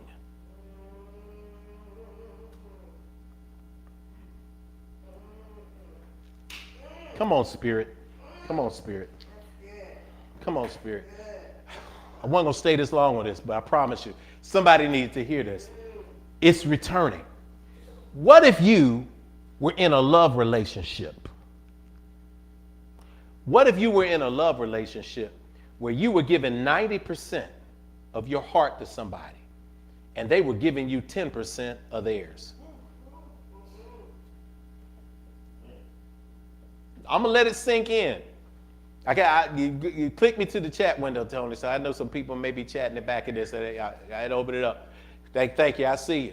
How many of you, some of you are there with your spouse. You look at your spouse and you say, I'll just take 10% and be happy. You can't do it, can you? Nobody would be, you wouldn't be satisfied with getting 10% of somebody's effort. What if you did a school project and you did 90% of the work? You had 10 days to work on it. You worked on it for 9 days, and somebody comes in on the last day and they add one sentence to it, and then everybody gets an A. Y'all don't like that, do you? That's resentment. Ain't it good? Ain't it awesome that the God of your acceptance and understanding will just take 10% and be cool with that, and you get the 90% to take with you? So when you return, you're returning just a percentage of what you got, and it opens the flow. I tell this story, and then I get to move to the next step, and it's going to be good. And for those of you who say, don't move, I need to hear this, you are on the path to opening up your space. For those of you who are saying, good, we can get past the money, guess what? I wish you well with your life, because when you fear money, money fears you. When you have an issue with money, money is going to have an issue with you. You show me somebody who struggles and thinks money is so important that they want to lack and hold on to it. I'll tell you somebody who sees nothing but lack in their life. They never move from the $5 to the 500. They never make the move. So we're going to keep that going. But we were chipping up brush in the back when we were first getting the property here. And we were using this big chipper that Brother Dave Stewart brought in. And we were feeding branches in. And it was churning out mulch. And we had mulch abundantly to spread on the walking trails in the back. Well, the machine got stuck and it wouldn't produce. And so everything got shut down. And when we got up to the machine, I got up my overalls, I put on my gloves, and I looked up in the feeder, and it was blocked. So I had to get a machete, and I had to insert the machete in, and I had to move it around and agitate it. And I had to make sure that I cleared that blockage. And when I got the blockage clear, we started it up, and the machine was flowing again. Abundant mulch. Tithing is unblocking the channel. When we say I'm giving, we no longer have the blockage. When we refuse to give, why do we question when we have a blockage of abundance and prosperity in our life? Because those frequencies can't match. All right, so let's practice that today. Those of you who are going to get to that place where you're practicing, make that fill in on your manual and let's go. That's tithing, checked it off. Number 2, set clear goals.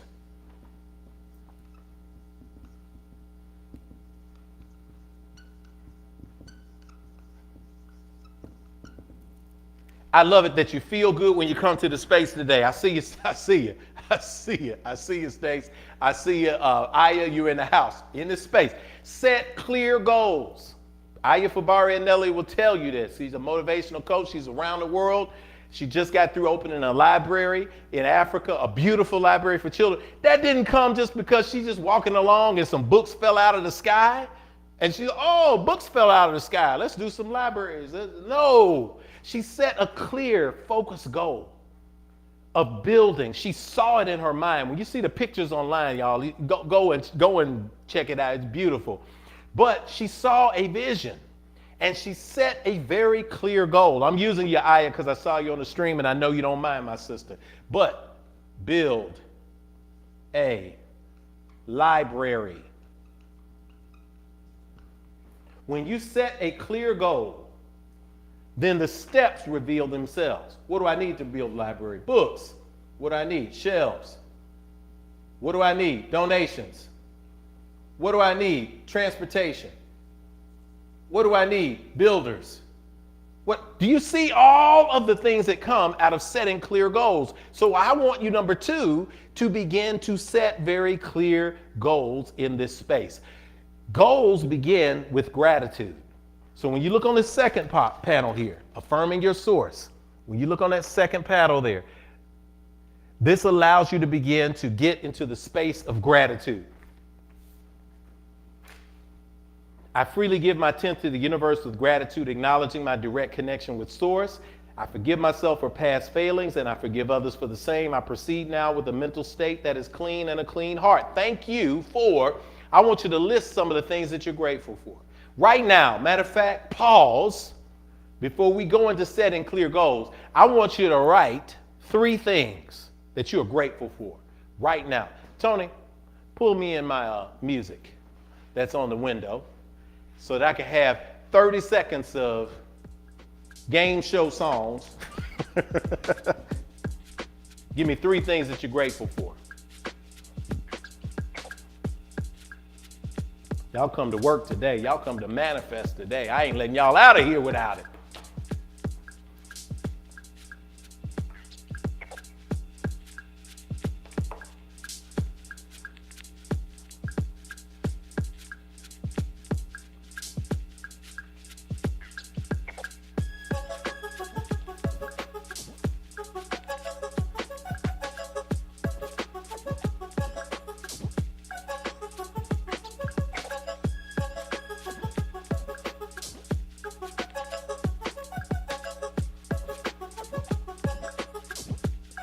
Take me down, Tone. Take me on out. Some of you all in that 30-second period, you wrote 17 things because gratitude is like that. Now, I want you to begin to see clear goals. Number 2, I'm going to give you a slide for this so that you can have an understanding of what's here and you can screenshot it and go back to it. Y'all think this is great? Y'all just wait. Wait till Sister Keita gets y'all in that first 4 laws class. You're going to be off the charts. All right, second slide. Second principle, set clear goals. You've heard people say this in every single religious circle you've been in. Write the vision, make it plain, baby, because where there is no vision, the people perish. And where there is no vision, you're going to perish too. Who wants to be walking through life blind to their goals and their dreams? Second part about setting clear goals, act as if it is already. Come back to me, Daniel. When you set a goal, you act as if it is already. Building a library as a goal. Thank you, Sister Haya, again. The Spirit just kind of aligned this as a goal. It's not, one day I want to build a library. No. What are you working on? I am building a library. I am even before it physically manifests. I am building a library. What are you doing? What are you actively doing? You have to speak and act as if it is already. This is why during libations, we say the point of pouring into the sky, into the heavens, the understanding is if you look up into the sky, there's a blank landscape. You have the opportunity to see a vision, make sure it's plain, and then act as if it is yours already. Absorb the feelings that you have when you achieve it already and act as if you have it. Don't act here walking around with your back bent, acting like, oh, yeah, one day when I get to be all right, I'm going to make it. Everything going to be all right one day. And, oh, if I can just get no. I am healthy. I am wealthy. I am building. I am creating.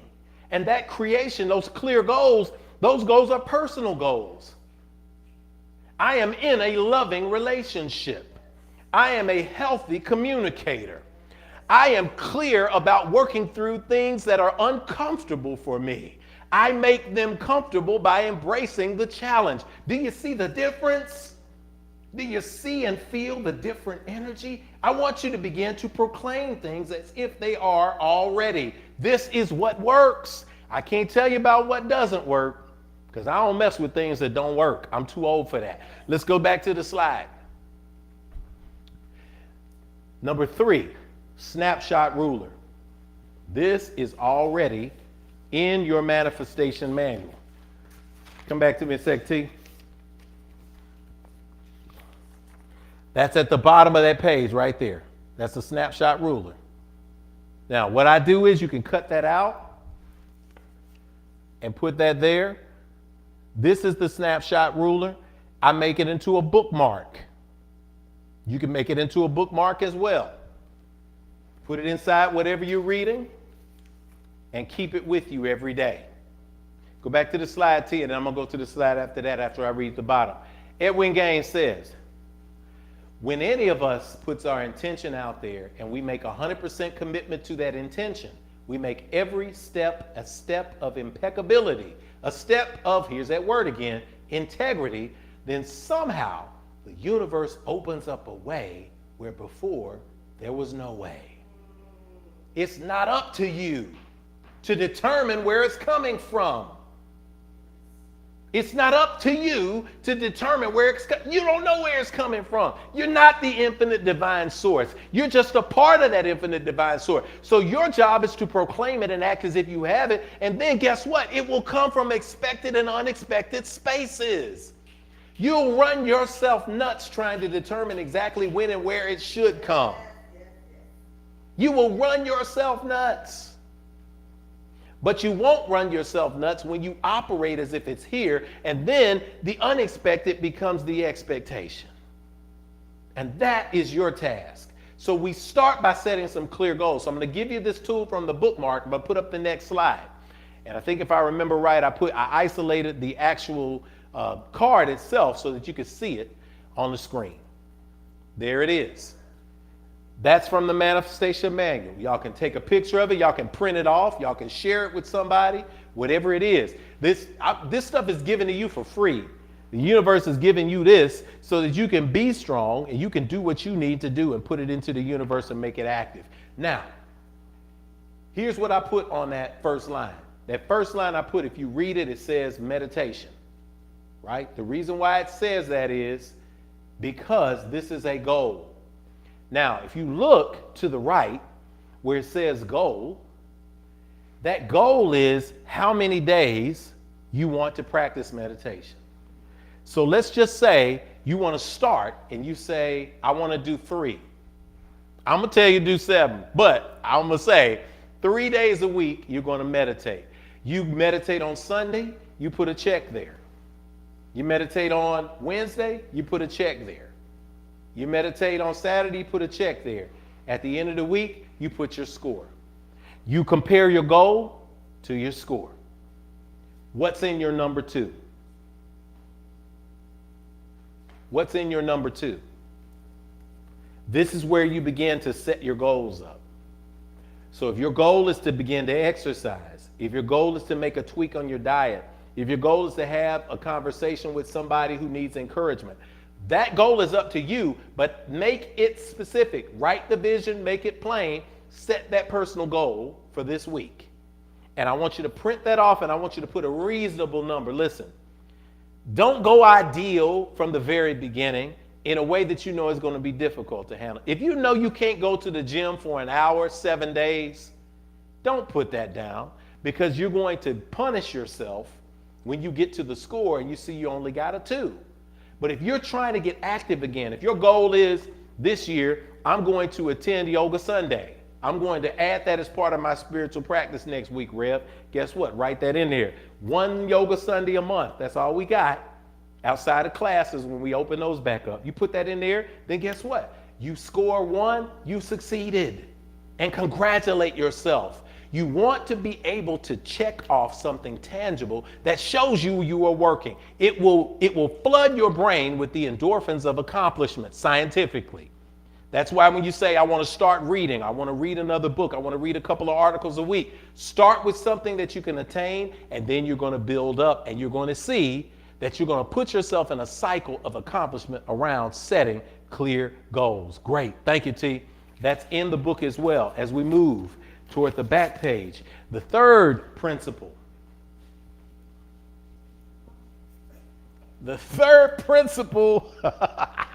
Woo! Number 3, forgive. Hey, let me tell you something real quick. I'm going to tell you like my youngest daughter told me when she joined the pre-K Girl Scouts. And the lady at the Girl Scouts had all these pictures of them riding the horses and all that. And she got through that entire semester and they didn't ride any horses. Smooch came in and I said, what's wrong with you? You got a look on your face. She said, they lied. I said, what? They lied. They showed us these pictures of these horses and we never rode any horses. They lied. They lied. So look, I'm borrowing something from Smooch. And I say I may have possibly lied to y'all inadvertently earlier when I said tithing was the hardest thing to get through. Some people, tithing is easy, but forgiveness.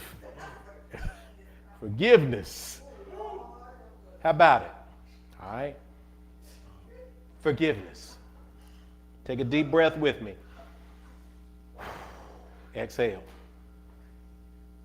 I know it's real, right? Because those of you who have a sense of justice, and there's a difference there, you can still want a sense of justice, but forgiveness. Forgiveness is something that is not for the other person, it's for you. Forgiveness is saying, I refuse to let something in my past stifle me in my present and prevent me from walking into the future that belongs to me. You cannot walk into the future if you're dragging something along with you from the past. You just can't do it, y'all. You cannot do it. So don't do it.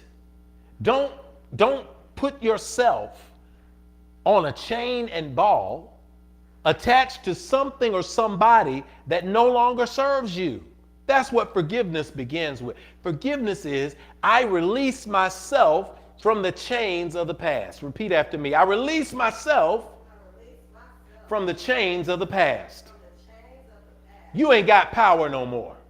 I just went ahead and said, you're not giving it any power anymore. Those people want to spend all the time talking about how they got done wrong and what's wrong with people and why they do all of that. Have you noticed something about them? You never want to talk to people who are always stuck on the past. Nobody does. Nobody wants to. I don't want to encounter. I have to forgive myself. I forgive myself for being a shy kid. I forgive myself for being an awkward kid. I forgive myself for being a round-faced little short kid who was not very athletic. I forgive that. And I forgive people who I see 20 years later and they say, oh, you're so short and you're so shy and you're so, they in the past. I'm a foot taller than you now, and I'm very confident, thank you, not conceited. But this is me right now, and I forgive myself enough to not dwell in the past, and I forgive you enough to not be angry at you when you're still there. Matter of fact, I feel sorry for you that there was something about something 20 years ago that made you get stuck there. And I can see that it's not producing fruit in your life. So what I would recommend for you is a little forgiveness as well. Forgiveness. Go back to the slide. I'll take you through this step by step and we get that. Forgiveness is for you. Drive forward without looking backwards. You can glance, but not look. The concept of Sankofa is something I'm going to, but Deepak Chopra, when you learn to give that which you seek, you activate and choreograph the eternal dance with an exquisite, energetic, and vital movement that constitutes the eternal throb of life. When you learn to give that which you seek. When you learn to give that which you seek. You want somebody to forgive you for saying the wrong thing or doing the wrong thing? Are you willing to give that to them first? Because you cannot receive that which you're not willing to give. If you want people to stop holding you to your past, you got to stop holding them to theirs. And you got to operate out of love. It doesn't mean that you can't be firm. It doesn't mean that sometimes you have to take the steps that you need to protect yourself and your interests. That's real too. But there's a difference between doing it from a spirit of love and a spirit of hate and a spirit of desperation and a spirit of anger and a spirit of payback. It's not your job to pay people back. You don't have a universe to control people in. You don't have a heaven to put people into. You don't have a hell to put people into. You don't. And I know when you're in a religious space, people will gladly and freely condemn you to a negative space. But guess what? It ain't their space to give. So you can forgive them and just laugh instead of debating them all day and all night about what you believe spiritually.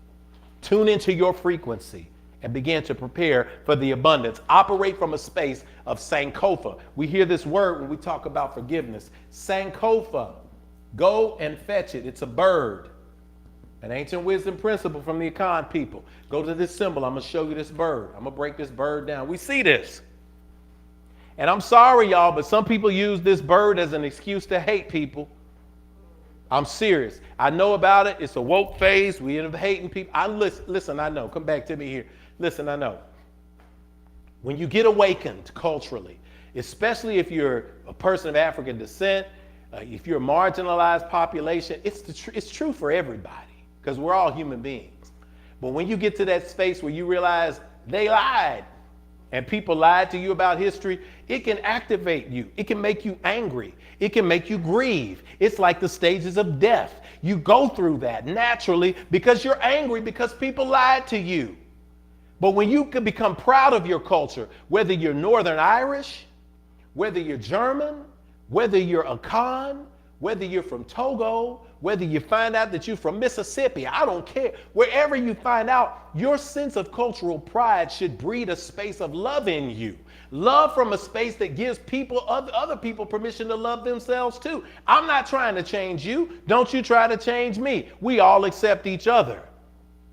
But that space can really create an anger space that can make you hate. You could be so angry that all you think about is how to tear down, how to deconstruct, how to destroy. But what are you building? Do you want to live your entire life being the force that destructs, that deconstructs, and that tears down? Or do you want to know that you built something? Do you want to leave something generationally other than bitterness? If you reach that point, you can still speak out against social injustices, but you're operating from a place of love and forgiveness because you're practicing Sankofa. Go back to the bird, baby. We're almost done with this thing. If you notice the Sankofa bird is planting a seed on its back, planting on the foundation of history, taking a moment to glance backward to get a reference point for the future. That's the beauty. I want you to plant that seed on a backbone of a focused abundance and prosperity as we define it for you in this space. That's you planting the seed today. But I want you to notice something. The tail is facing backwards. It's not being revisited. The seed is being planted on the backbone. It is a backward glance, as if you're looking in a rear view mirror. It is not a forward glance. The reason why I say that is, it is a frozen moment of time saying that the ritual is go forward and then plant and reflect on the past for the future generations. If you notice, the body of the bird is facing forward. That means that you must move forward in life. And the feet are planted, not facing backward, not placing forward, but they're planted directly centered in the present, in the right now. So the message of the Sankofa bird is live in the right now. Move forward. Reflect on the past and then take generations with you. Can you do that today? This is where it begins, with the space of forgiveness. Last point today. I told y'all we working. I appreciate all y'all that stayed. I appreciate all of y'all that are still here, because I know that you are now working on spiritual practice. This is spiritual practice, man. This is real spiritual practice. The fourth thing that I want you to do is to find your purpose.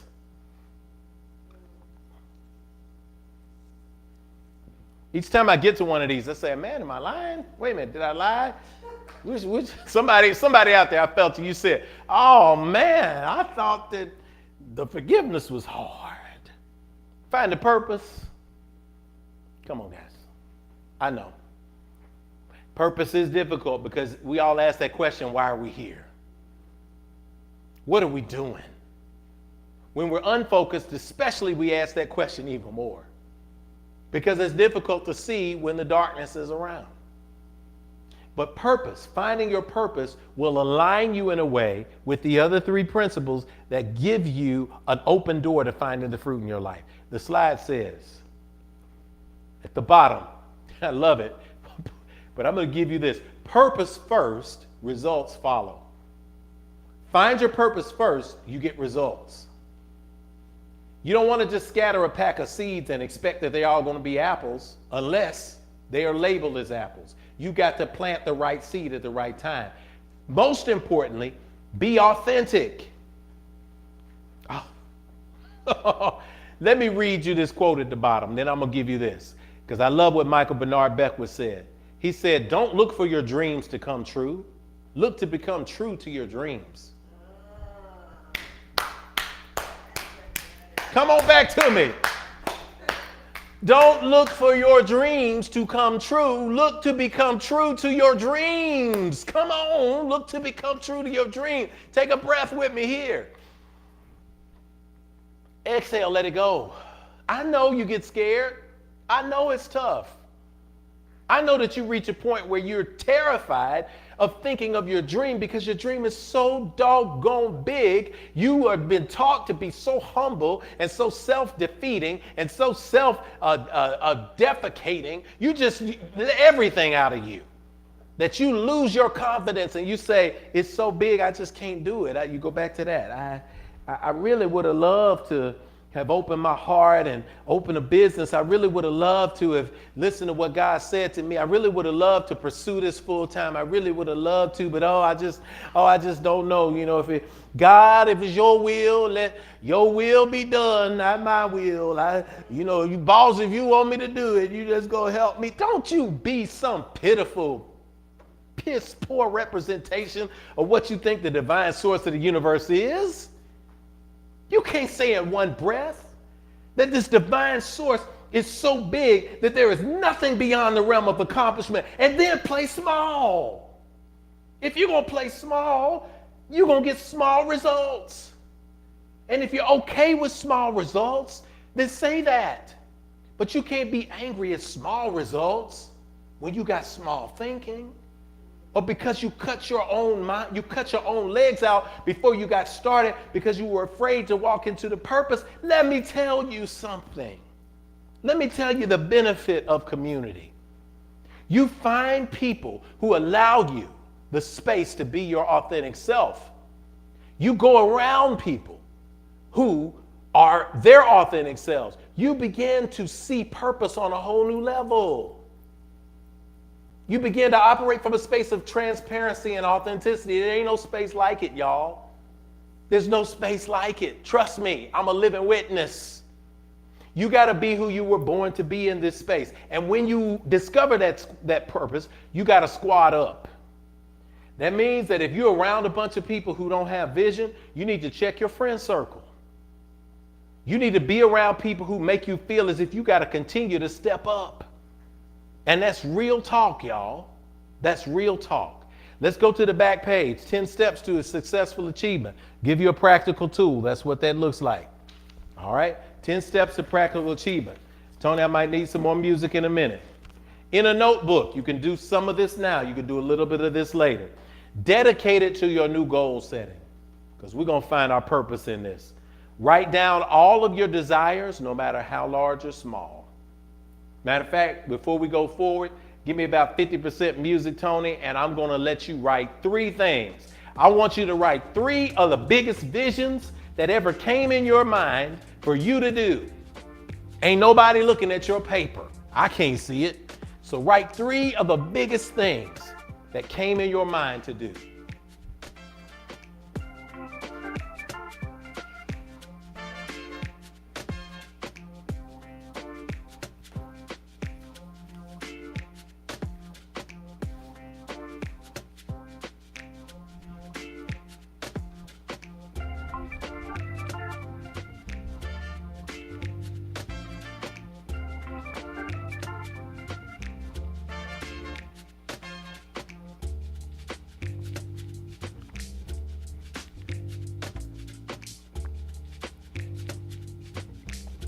Thanks, Tony. Come on back. I had a chance to get me some water during that time, but I want you to look at that. Those 3 things. I'm going to give you a quick exercise on finding your purpose. Again, when Keita takes this class into the depths, you're going to absolutely love it, because there are going to be exercises around finding your purpose as well. We're going to start today, though.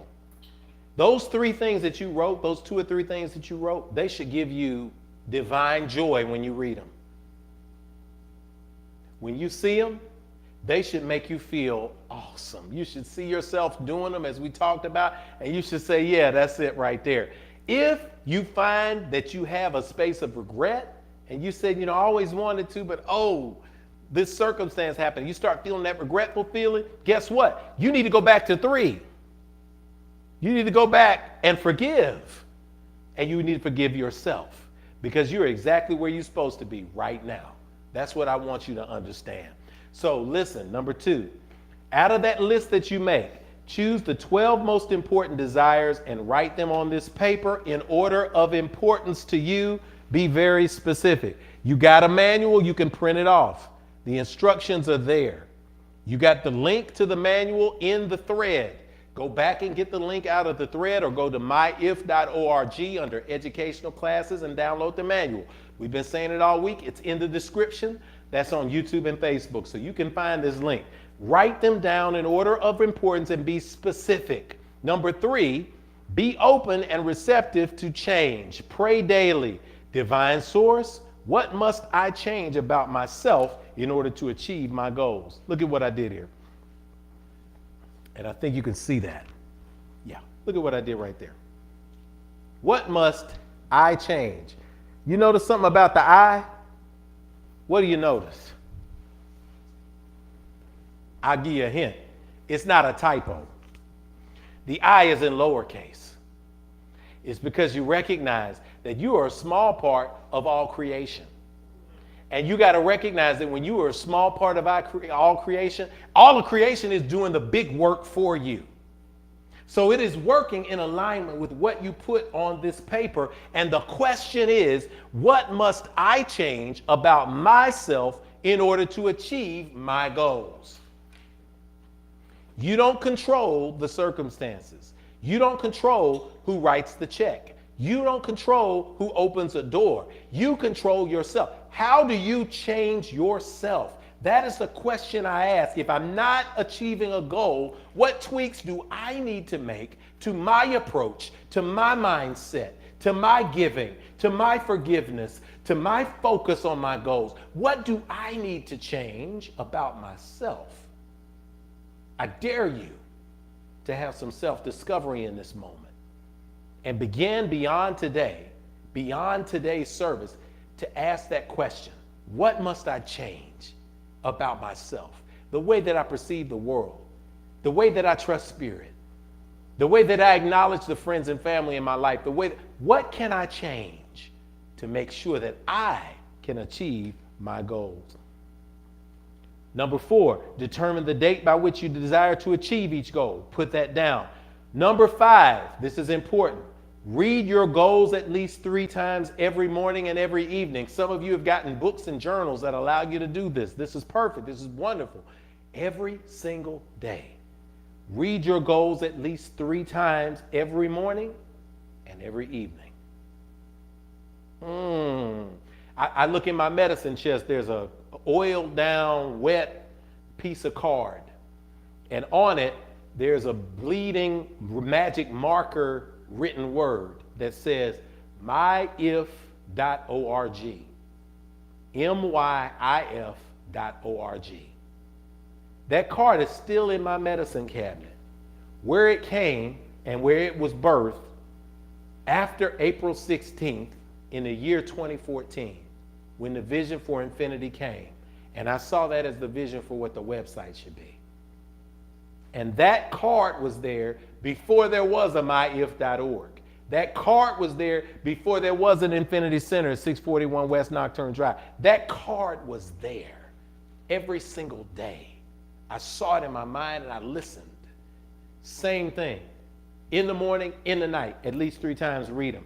Now, 6, we spoke of this. Imagine yourself achieving each goal till you begin to actually feel the accomplishment. 7, accept your success now. Act as if you've already achieved it. We talked about that. And take action toward the goals. You don't just write the goals down. When you find your purpose, you vision. Once you find your vision, you fill in the blanks.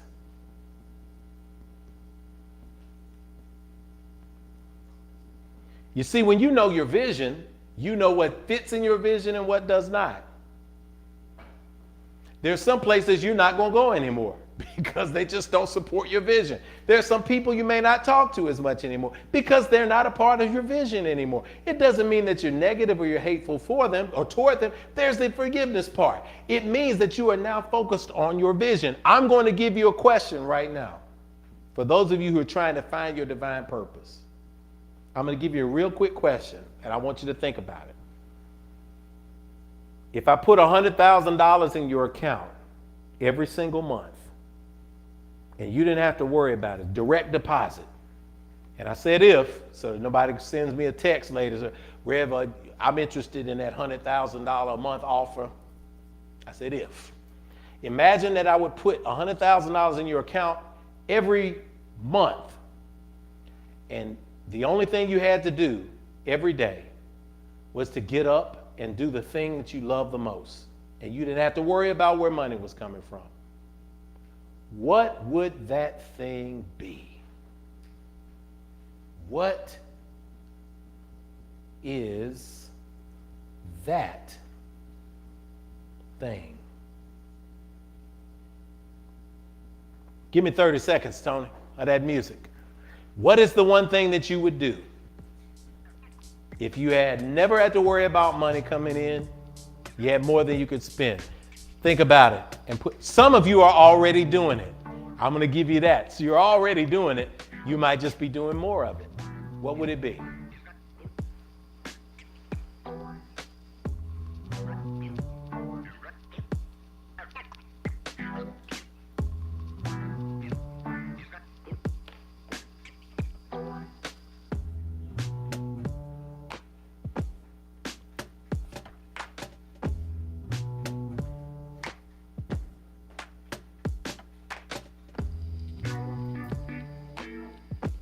All right, scary, that's your purpose. Some of you be traveling around the world. Some of you be jumping out of planes. Some of you be writing books. Some of you would be raising animals. Some of you would be farming. There are so many things. And I don't know. But whatever it is, now you're starting to find why you're here on earth. Because the next question is, what is that thing? And I'm not even going to write it. What makes you uniquely qualified to do it? I can talk to kids who are struggling in school. I struggled, and I can be supportive. I can also say you got to turn your life around because I did. I can speak to that. I can speak to people who are trying to make a way out of no way because I've been there and I understand that. So all of those unique intersections in my life existed for a reason. Everything that happened to you, even if it seemed like a struggle, here's some spiritual food. It happened to uniquely prepare you for your divine purpose. That means that you are squarely able to do something that nobody else can do because nobody else has your experiences. I can't put you in my shoes. I can't put you in my pants. I can't put you in my shirt. I can, but there's no guarantee it's going to fit you like it fits me. Because I got my own unique clothes for my own unique reason. You got to stop trying to put on everybody else's clothes, even if it seems popular, even if you're good at it. I applaud those of you who have made the move to leave and to work on your divine purpose, even if it meant that you were taking a break from the insanity so that you become clear. Because there are too many people in the world living right now who have gotten really good at doing things that they hate to do. You ever been there? I've been there. Become really, really good at doing something that I absolutely could not stand. Make a whole lot of money for doing something that was eating you up from the inside. What did it profit you?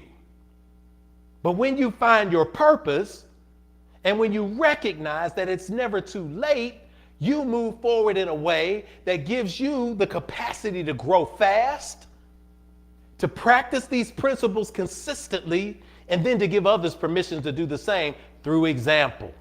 Because you can only live like the people you are taking this advice from. You want to take advice from people when you squad up in this space. That's why this community is so important. I can't wait. April 17th when we're back, but I also can't wait for our infinite streamers and our new members and everybody that's coming in, all of the new opportunities that you got here, because your squad matters. Your spiritual space matters. What you do on Sundays matter. We got this new thing. We're like, I'm just going to chill out. I'm not going to do anything. I'm going to go hiking. I'm going to go, running around. I'm going to go bowling. I'm going to do that kind of thing. Guess what? That's beautiful. But what happens when you need that emotional support? What happens when you need a consistent place to bring your family and your children? What happens in those moments? You got to have a community of people who will show up and won't charge you by the hour, but be there for you. And that's the benefit of a community. As we wrap this thing up, I encourage you in this space today, as you find and work on that purpose, that you practice this energy and that you see these laws. And I speak that these laws have blessed your life. If you have not downloaded the manual, download the manual, give it a try. Report to me in 6 months and let me know. Some people call me after this, we do this annual, they call me in 2 months and say, oh my gosh, here's something that happened for me. And I say, that's awesome. Some people, it takes 6 months. Some people, it takes a year. But listen, practice the principles. This is a working gift from the universe. This is a working gift from infinity. And family, we are in a space where all we need, everything we need, is wrapped up around you being your highest self. When I was young, I had the blessing of being able to attend a volunteer mission, you might want to say, a personal mission that I had, where I would visit retirement homes and talk to elders. There's no greater wisdom that you get from an elder who has lived a full life. There's no greater disappointment, no greater pain that you can feel, and especially that you can feel through someone else, than talking to an elder who lived a life of regret, who said, I always wanted to do something, but I never did. That's a regret that I'm not going to have. That's a regret that you're not going to have. I don't care if you're 16. I don't care if you're 60. I don't care if you're 80. If you're living and breathing right now, then God has appointed you to live your purpose. And I want you to walk fearlessly into the space of manifestation. Take a deep breath with me here. Exhale and release. All eyes closed, all heads bowed, all hearts open. Divine Source, we thank you for the opportunity to bring the message that we brought today. We thank you for those who gathered and those who stayed with us in this moment. We thank you for the many who will share the link to this service afterwards and to make sure that someone else's life is being poured into. We thank you in this moment and operate from a space of gratitude for the wisdom that has been shared. Thank you for the blessing and the teachings of our sister Edwin Gaines. We speak that prosperity will continue to flow in her life, that radiant health and prosperity will continue to follow her and to be with her. To those who have committed in this spiritual space where they find their spiritual food, we speak that their lives are amplified exponentially. We speak that forgiveness is present right now. We release in this moment anything, anybody, any circumstance that threatened to hold us back. We are reborn in the right now, and we claim it as such. We are born in this I space, this small I space, standing before you in divine creation in confidence now. Thank you for the gift of forgiveness. Thank you for the gift of goal setting. Thank you for the gift of divine purpose. Thank you for the gift of giving back. We thank you for these practices, and we speak that they will manifest untold fruit and abundance and prosperity to those covered under the sound of my voice. We humbly thank you. We boldly go forth as your representatives on this earth, knowing that as we live our purpose, we stand as each finger in humanity's hand to show off, to say I made an agreement with you before I got to this earth that I was going to come here and leave it better off than when I found it. So for those in social change, we lift them up right now. For those who are building and maintaining families, we lift them up right now. For those who are moving change in their workplace, we lift them up right now. We speak success. We speak clear paths. We speak open doors. We speak divine healing. We speak radiant light. We speak a love vibration that is so powerful, nothing else can stand in its light. We accept these things. We walk in these things, proclaiming them as such. And so it is. Inhale. Exhale, let it go. Sitting in this energy of affirmation, we affirm it as such. And so it is. Amen. Amen. Hotep. Shalom. Namaste. Ashe. All right. Good one. Thank you, baby. I appreciate that. All right. That's the presentation now. We fade that out, Daniel. Look, I want to make room for questions. If there are questions in there, put it in there in the space. I'm going to take about 5 minutes out as we're wrapping this. I'm going to take some questions in there. Sister Kanitha Carr says Spirit was rolling so fast. She want to make sure the Spirit gave us questions. So if you got a question in the chat, go ahead and put it in the chat for us so we can get you. If there's a question about any 4 of the principles, I'm going to go ahead and put it back up in here. And before we close, I'll get a chance to answer you a couple of questions. First principle, tithing. Who's got the second principle? Daniel got that. Set goals. Daniel said it behind the motto. 3 is what? Forgive. Thank you, Kamaria. Look, when y'all know when the kids' place open, we teach these principles to young people downstairs, the law of attraction curriculum. None like it in the entire world because it's original to infinity. Your kids get that same balance here. And then 4.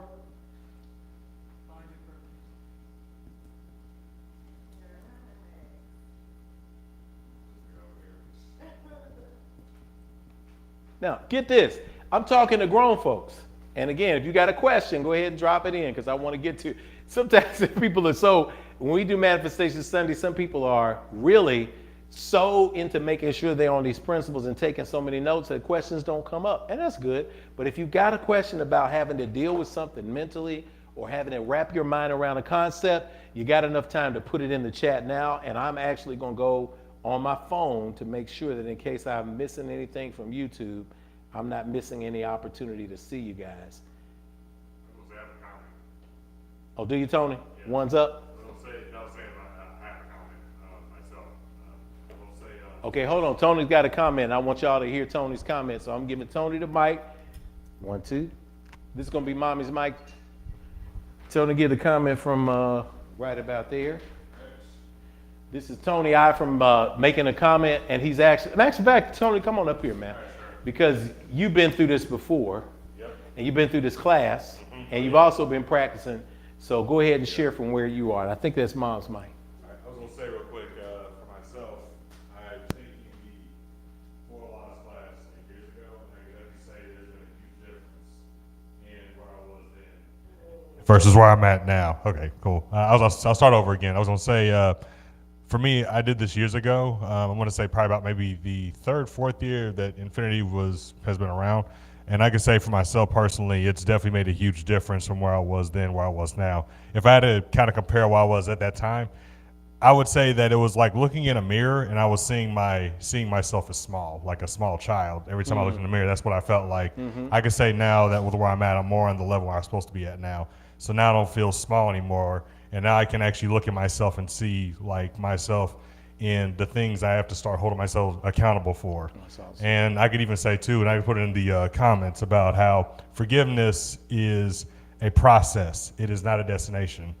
So no matter how many times you may have to forgive yourself, forgive somebody, it took me months, even years to forgive certain people in my life. And it's tough. And the biggest thing for me is I had to start forgiving myself and allowing myself to be able to say that I could pretty much, reach my goals just so I can get where I want to be in my life. And I had to start really holding myself accountable to that versus just pointing out other people and just saying it's their fault, all this other stuff, because it gets you nowhere. Because then all you're doing is just putting yourself in insanity. Yeah. You're just allowing yourself to, you're wanting to create a different result, but you're still doing the same thing over and over and over again. And I would say my biggest thing I'm still working on even now is trying to find my purpose. Like I know what it is, and I'm keeping it real with everybody. That's good, T. I'm right now in my life, I'm trying to find my purpose. I feel like I know where it is.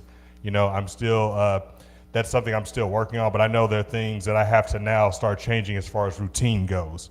I'm now having to let go of certain people in my life just so I don't get distracted, and having to let go of even, limit myself on technology, and even have to just say, I'm gonna sit in my room if I have to and just take a minute and just meditate and just hear what the universe tells me I need to do next. That's good. And so since I've been doing that, like I said, a lot of things have changed for me. I won't go too much detail about that, but I can truly say that with where I'm at, I can definitely say I'm in a better place. Now, the next step for me now is getting my own apartment.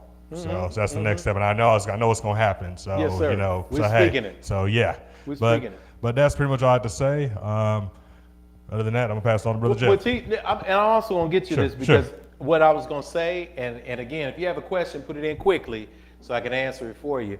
But one thing that I will congratulate you for, because I'm never going to share anybody's business, but you do consistently all four of these. Yep. And even if one of them, even if you're still in the space of purpose, all of these are tied together. So as a spiritual practice, you don't stop setting goals. You don't stop giving and tithing. You don't stop forgiving. You do all of those. There are times where you're clear in your divine purpose and you're walking in it, but you might need to tighten up your forgiveness, right? Sometimes you're clear on setting goals, but you're not giving. And there's a missing piece. You just want to make sure that you don't have any missing pieces and that you're constantly working on practicing. Practicing is not saying one day I'm going to get to. Practicing is actually getting out. You don't say in a basketball arena, one day I'm going to get out on the floor and win the game. No, you go to practice and you shoot layups and free throws and you actually physically put yourself in a better position to be successful. You cannot do it from just sitting in the stands and fantasizing. So thank you, T, for being Can I share two quick things real quick? I do want to say these two things, that these are very important. I will say tithing is definitely important. And I've been, one thing about myself personally, I can say I've been truly giving me a lot here. And I even can say I've even given to those who've even given me lessons. And since giving to them, it's been able to help them, not just them grow, but also help me grow too. Because it's like no different from if you go to like college, you got to pay for that. Anything you pay for, you got to invest into it to get something out of it. That's it. Even if it's a bank account. That's good. You know what I'm saying? You put $1 in there, you get $1 back. You put $100 in there, you get $100 back. So that's pretty much all this investment. But one last thing, sometimes with purpose, sometimes life will take you steps backwards, and it's not a bad thing. It's just sometimes you have to step back a little bit just so you can say, okay, maybe I need to probably take a moment and work on this right now and maybe step away from this for a minute so I can get this going, and then I can go ahead and start working on my purpose. So sometimes things we do right now might be, like me right now, I'm having to work a job. just so I could be able to make the money I need so I can invest into my purpose. I know what it is, or at least I have an idea of what it is, but I know that I have to first get myself secure. And sometimes we all got to do that for ourselves just so we can, live in our purpose versus just having to go for it, then you're 2 steps back, and then you go for it again, and you're 10 steps back. But that's all I wanted to share with y'all. I'm going to go to it. Thank you, man. Thank you, brother. Thank you. Hey, okay, good. Got that living testimony in the space. Kamisha Jones has a question, and I love it. I appreciate that. Awesome teaching today. Thank you, T. I look forward to this all week. My question, how do I overcome fear of money, success, and finding my purpose? Great question. How do I overcome fear? When we're dealing with fear, fear is a natural thing. It's a normal thing. Fear is actually a protective response. I fear running across the interstate because I want my life to be preserved. If I hear an 18-wheeler, if I hear horns, it's telling me to preserve myself. That's a healthy space of fear. Fear tends to have, psychologically speaking, and as it relates to your brain and how your synaptic patterns follow and how they fire, fear can make you freeze. It can make you run, right? It can make you fight. Those are the responses, right? It can make you fight, flight, or freeze. Those are those responses from fear. It also is with anxiety, trying to predict the future. You've got to live in the present moment, and you also have to operate from a space of knowing that you are infinite and knowing for sure that you are infinite. Now, to prove that, you have to push yourself. You have to push yourself to actually practice. Sometimes it's scary to think about picking up the ball, but you got to pick up the ball anyway. Sometimes it's scary to think that you have to read and prepare, but you got to read and prepare anyway. You might not be the fastest reader. That means you got to get the book beforehand and study it, but you got to read the book. If you want to experience those spaces of success, you got to do the practices. Give the practices a try. As Tony was saying, he practiced those principles and he's seeing the fruit. And while we're waiting on the rest of this to manifest, you're still speaking it. You're still working on it. So, Kamisha, what I would say to you is embrace the fear, the healthy aspects of fear, the alarming aspects of fear that tell you make sure that you keep yourself out of danger, but then push through anyway by practicing. So practicing for me is, I know what I got in this week, I'm tithing. After I did that for the first 3 or 4 months, I no longer thought about it again because it became a part of my muscle memory. When something came in the door, when somebody surprised me and I spoke at an event and somebody said, oh, that was so awesome. We gave you a little love offering for lunch and they gave me $100. I don't even see the $100. I see $90. I said, because the 10 goes out to infinity. And like, I get to keep 90% of what I get, and I get the benefit of having that 90% grow exponentially when I walk in my divine purpose. All of it's tied together. So, Kamisha, great question. Hang in there. And again, surround yourself with people. Stay in this space. Surround yourself with people who are also working on their purpose. Because if you stay around people who are content with just working on jobs to just keep getting by, then your vibration is going to be jobs that continue to get you by.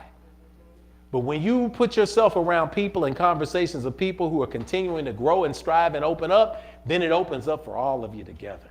So squat up and stay with us here in this space. Next question we got. Thank y'all for the questions. Felina, how can I reconnect with my spiritual practices after experiencing life crisis? Great question, great question. How can I reconnect with my spiritual practices after experiencing life crisis? Life crisis is when you practice more spiritually. That's when the time comes. Martin Luther King said the true test of a person is not when they are in comfort and convenience, but in challenge and controversies. What you know is, and the thing I know about you, Felina, and things that I know from just seeing the sentence there, reconnect. The prefix, back or again. So to do again. You didn't say, how can I connect with my spiritual practice? You said, how can I reconnect? That means that there are spiritual practices that you have already that you feel are now out of sight that you can reconnect to. Give thanks that you know the spiritual practices that you can reconnect to. The spiritual practice that you have are the spiritual practices that got you up to this point. So all you have to do is amplify them and do more of them. So if meditation is a spiritual practice, meditate more. Put it on a ruler. If conversations with spiritual communities is more of your spiritual practice, put it on the ruler. Make it happen even more. If getting on a mat, if breathing is part of your spiritual practice, get it every more. If doing community service is a part of your spiritual practice, amplify it and do it even more. The fact that you have connection to the practices in the first place is the key to you making it through. Amp up the spiritual practice, keep it consistent during the times of crisis, and you'll recognize that the practice is the reality. The disconnection is the circumstance. And the circumstances change. The vision, purpose, and reality don't. So take a deep breath and refocus. Remind yourself that you have everything you need and operate from that space of spiritual practice. And tell me what happens. Report back to me. Let me know. Because y'all know I'm vested in this bad boy. I want y'all to grow. All right, we got another epic Sunday at Infinity. Nathaniel Turner, how do I move beyond the 4 cardinal points in my spirituality? How do I move beyond the 4 cardinal points in my spirituality? You know what, Nat, that is, well, you know what? That's a question that you're going to have to answer. The reason why I say that is this becomes a template for success. Once that puts you into a space of success, it is natural for you to grow and beyond because we are expansive beings. Just like the universe is an expansive universe, we are expansive beings. When we put these principles in place, then we begin to see fruit. It is natural for us, using the image of the Sankofa bird, to want to plant for the next generation. So my answer to that is you should celebrate when you have reached a point where you're seeing so much fruit that you're ready to move beyond. Because moving beyond doesn't mean that you drop these spiritual practices.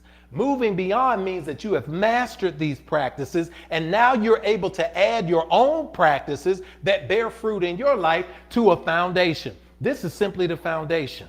So you're moving beyond after establishing the foundation means that you're just adding on. You're creating new things that allow you, and all of that exists under divine purpose. So when you practice these principles and you begin to see things really change and transform, Nathaniel, I'm speaking that you're going to create something that is an addition to this that is going to help others be able to grow and expand too. And if your spirit is speaking that that's something for you there, then you need to explore that. You need to write about it, you need to share about it, and you need to put that into spiritual practice with yourself. When you see that bearing fruit, you share that with others. That's the only way we bear fruit in the world. And I say that to people who are seeking spiritual instruction and leadership. I say, you get that from people who are modeling where you want to be. If you're getting spiritual leadership people that are always negative, then you're just going to learn how to be negative. If you're learning from people who are always saying what cannot be done, your vibration is going to match what cannot be done. But here in this space today, all I can tell you is we're in an infinite space today. We're in an infinite space here. There is no limitation that's being placed on you. And that's the frequency vibration that is in alignment with us today and evermore. All right, we got a couple quick ones. Yes. Jay will you speak to how healthily transition from a full-time career, which is linked to my purpose, to a full-time self-owned business, and how to balance the two, a career and build a viable business? Oh, my goodness.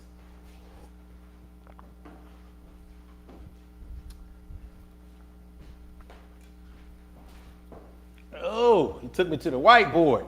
Will? So, we've got career. Whoa, we've got job. We've got career. We've got business. Now, a job, I'll go to this one because I think this angle's better. We got a job. There are people, plenty of people work a job. We get a good job and it makes a lot of money. Some people don't make a lot of money. But we got a job, and sometimes that job is our business. If it doesn't have focus and purpose, though, it's not a career. Some people live a life in what they are calling a career, but the reality is they hate it, so it's really a job. So they work a job all of their life, and some of it is owning their own business. The key is this: recognize that as you're transitioning, your job may be linked to your small business. Your job may be linked to an employer because there's a space there. And that's fine as well. Your career can also be linked to an employer. If you and your purpose align with a company, so be it. It can also be aligned with your own business. But the trick is that when you walk in purpose, answering your question, these circles go away. Because you're no longer working the job for somebody else. You are no longer working as an employee because you are the employer. You're working on purpose, so it's a career. So these things are all in one circle. So your task is to plan and to strategize how to put all of these into one purpose. And if that purpose is your own business, then even if you're in the space of working a job, you're working a job and you're being excellent, you're practicing the principles, but as you work the job, you are learning lessons that you then translate into your own career, that you then watch and see how the structure is for that organization. You see how personnel works, how HR works, how reporting requirement works, how taxing requirement works. You take everything that you're learning from this job and begin to structure it into your business. You talk to people as you elevate yourself in your job, in the space where you're learning in your divine purpose. You begin to surround yourself with people who own their own businesses. You begin to have the conversations with management, with CEOs, with suppliers, with people who work inside that education, that economic ecosystem. And each lesson that you learn, you put it in your notebook and you say the best practices you include in your own businesses. The things that fail, you don't put it into your business, so that when your paradigm comes and you align in that purpose, you'll know the exit moment. And then your business will be built on successful principles. That's the short of it. And I say that from a space of having to manage on my own, and from Sister Kanitha watching her manage things here at Infinity. Awesome. All right, I think if we have any other questions we got. Okay, will we share this link for class? Yes. This class will be shared. This link will be shared when we give our date for new member orientation. This class, taught by Sister Keita Thomas, will be available as part of new members. You're going to do a 30-minute session with Kanitha and I. Then from there, you're going to do 4 spiritual laws of prosperity. Then we go to another class, and then you're going to be walking out of here with practice and tools that will amplify your life forever. The page that you go to on Infinity is myif.org, educational classes. There are some links there. You can send us an email at infinitynashville@gmail.com if you'd like to join Infinity today. Send us that, and we will go from there in sending you the link directly for when we start our new membership classes. Oh, if all hearts and minds are clear, we are grateful for you tuning in to Infinity today. Again, in this moment, we let you know that we are here for you as a spiritual community. We have Yoga Sunday next Sunday, so I want to see every one of you on the mat at home.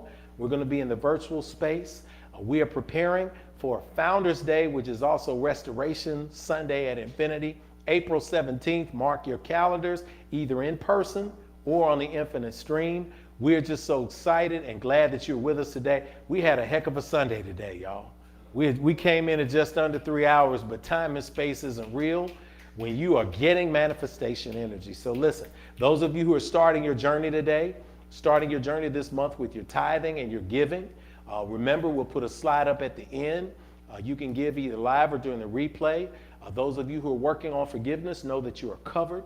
Those of you who are working on setting clear goals, you have your manifestation manual. Download it, print your bookmark, get to work, get ready to give us your standing ovations and how this is working in your life. And most importantly, You go forth in strength, you go forth in truth, and biggest, you go forth in love, baby. Because what good is the world without love? So we love, man. We love in here. Daniel's going forth in gas mask mode. I love him back there. He's ready to do it. All right, y'all. So as our hearts and minds are clear and we come into a world that awaits our light, as we play out our song, and I think we're gonna sing a verse of it, Sister Kenitha. We're gonna put it up on the screen and ask you to sing along with us as we close out Infinity today. Remind you that next week is Yoga Sunday. You can find us online at the Infinity Fellowship on Instagram. You can follow me. I am on Twitter and I'm on TikTok. I do spiritual lessons on TikTok, young people. That's at the Rev Jock. That's at the Rev JOC. And we enjoy having you. Special shout out to everybody here in the space for bringing us in.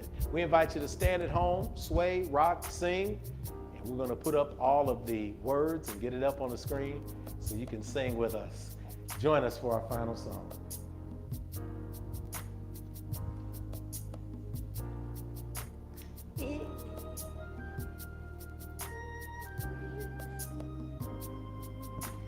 If today's a brighter day and we are on our way, then we can begin to heal ourselves again. Oh, we remember yesterday, and yet today's the day. God reminded me to look at you and see family.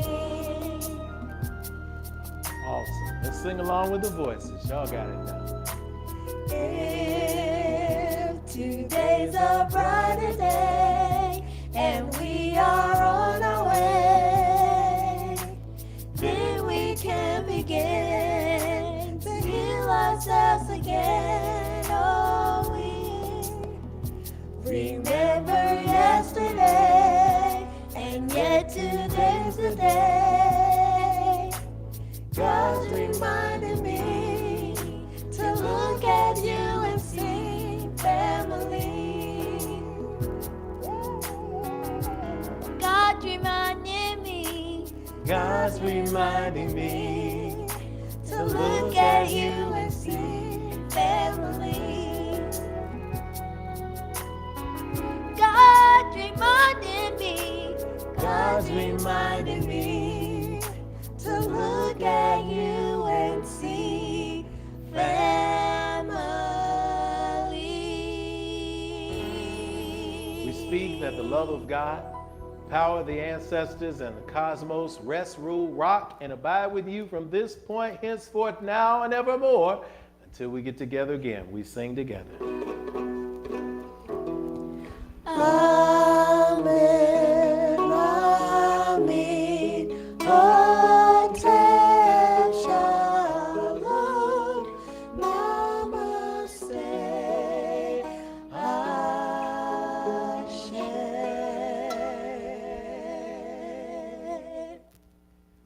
On behalf of the Infinity Fellowship, we speak that all the information that you got today is going to become knowledge, and you're going to put it into action, which makes it what? Wisdom.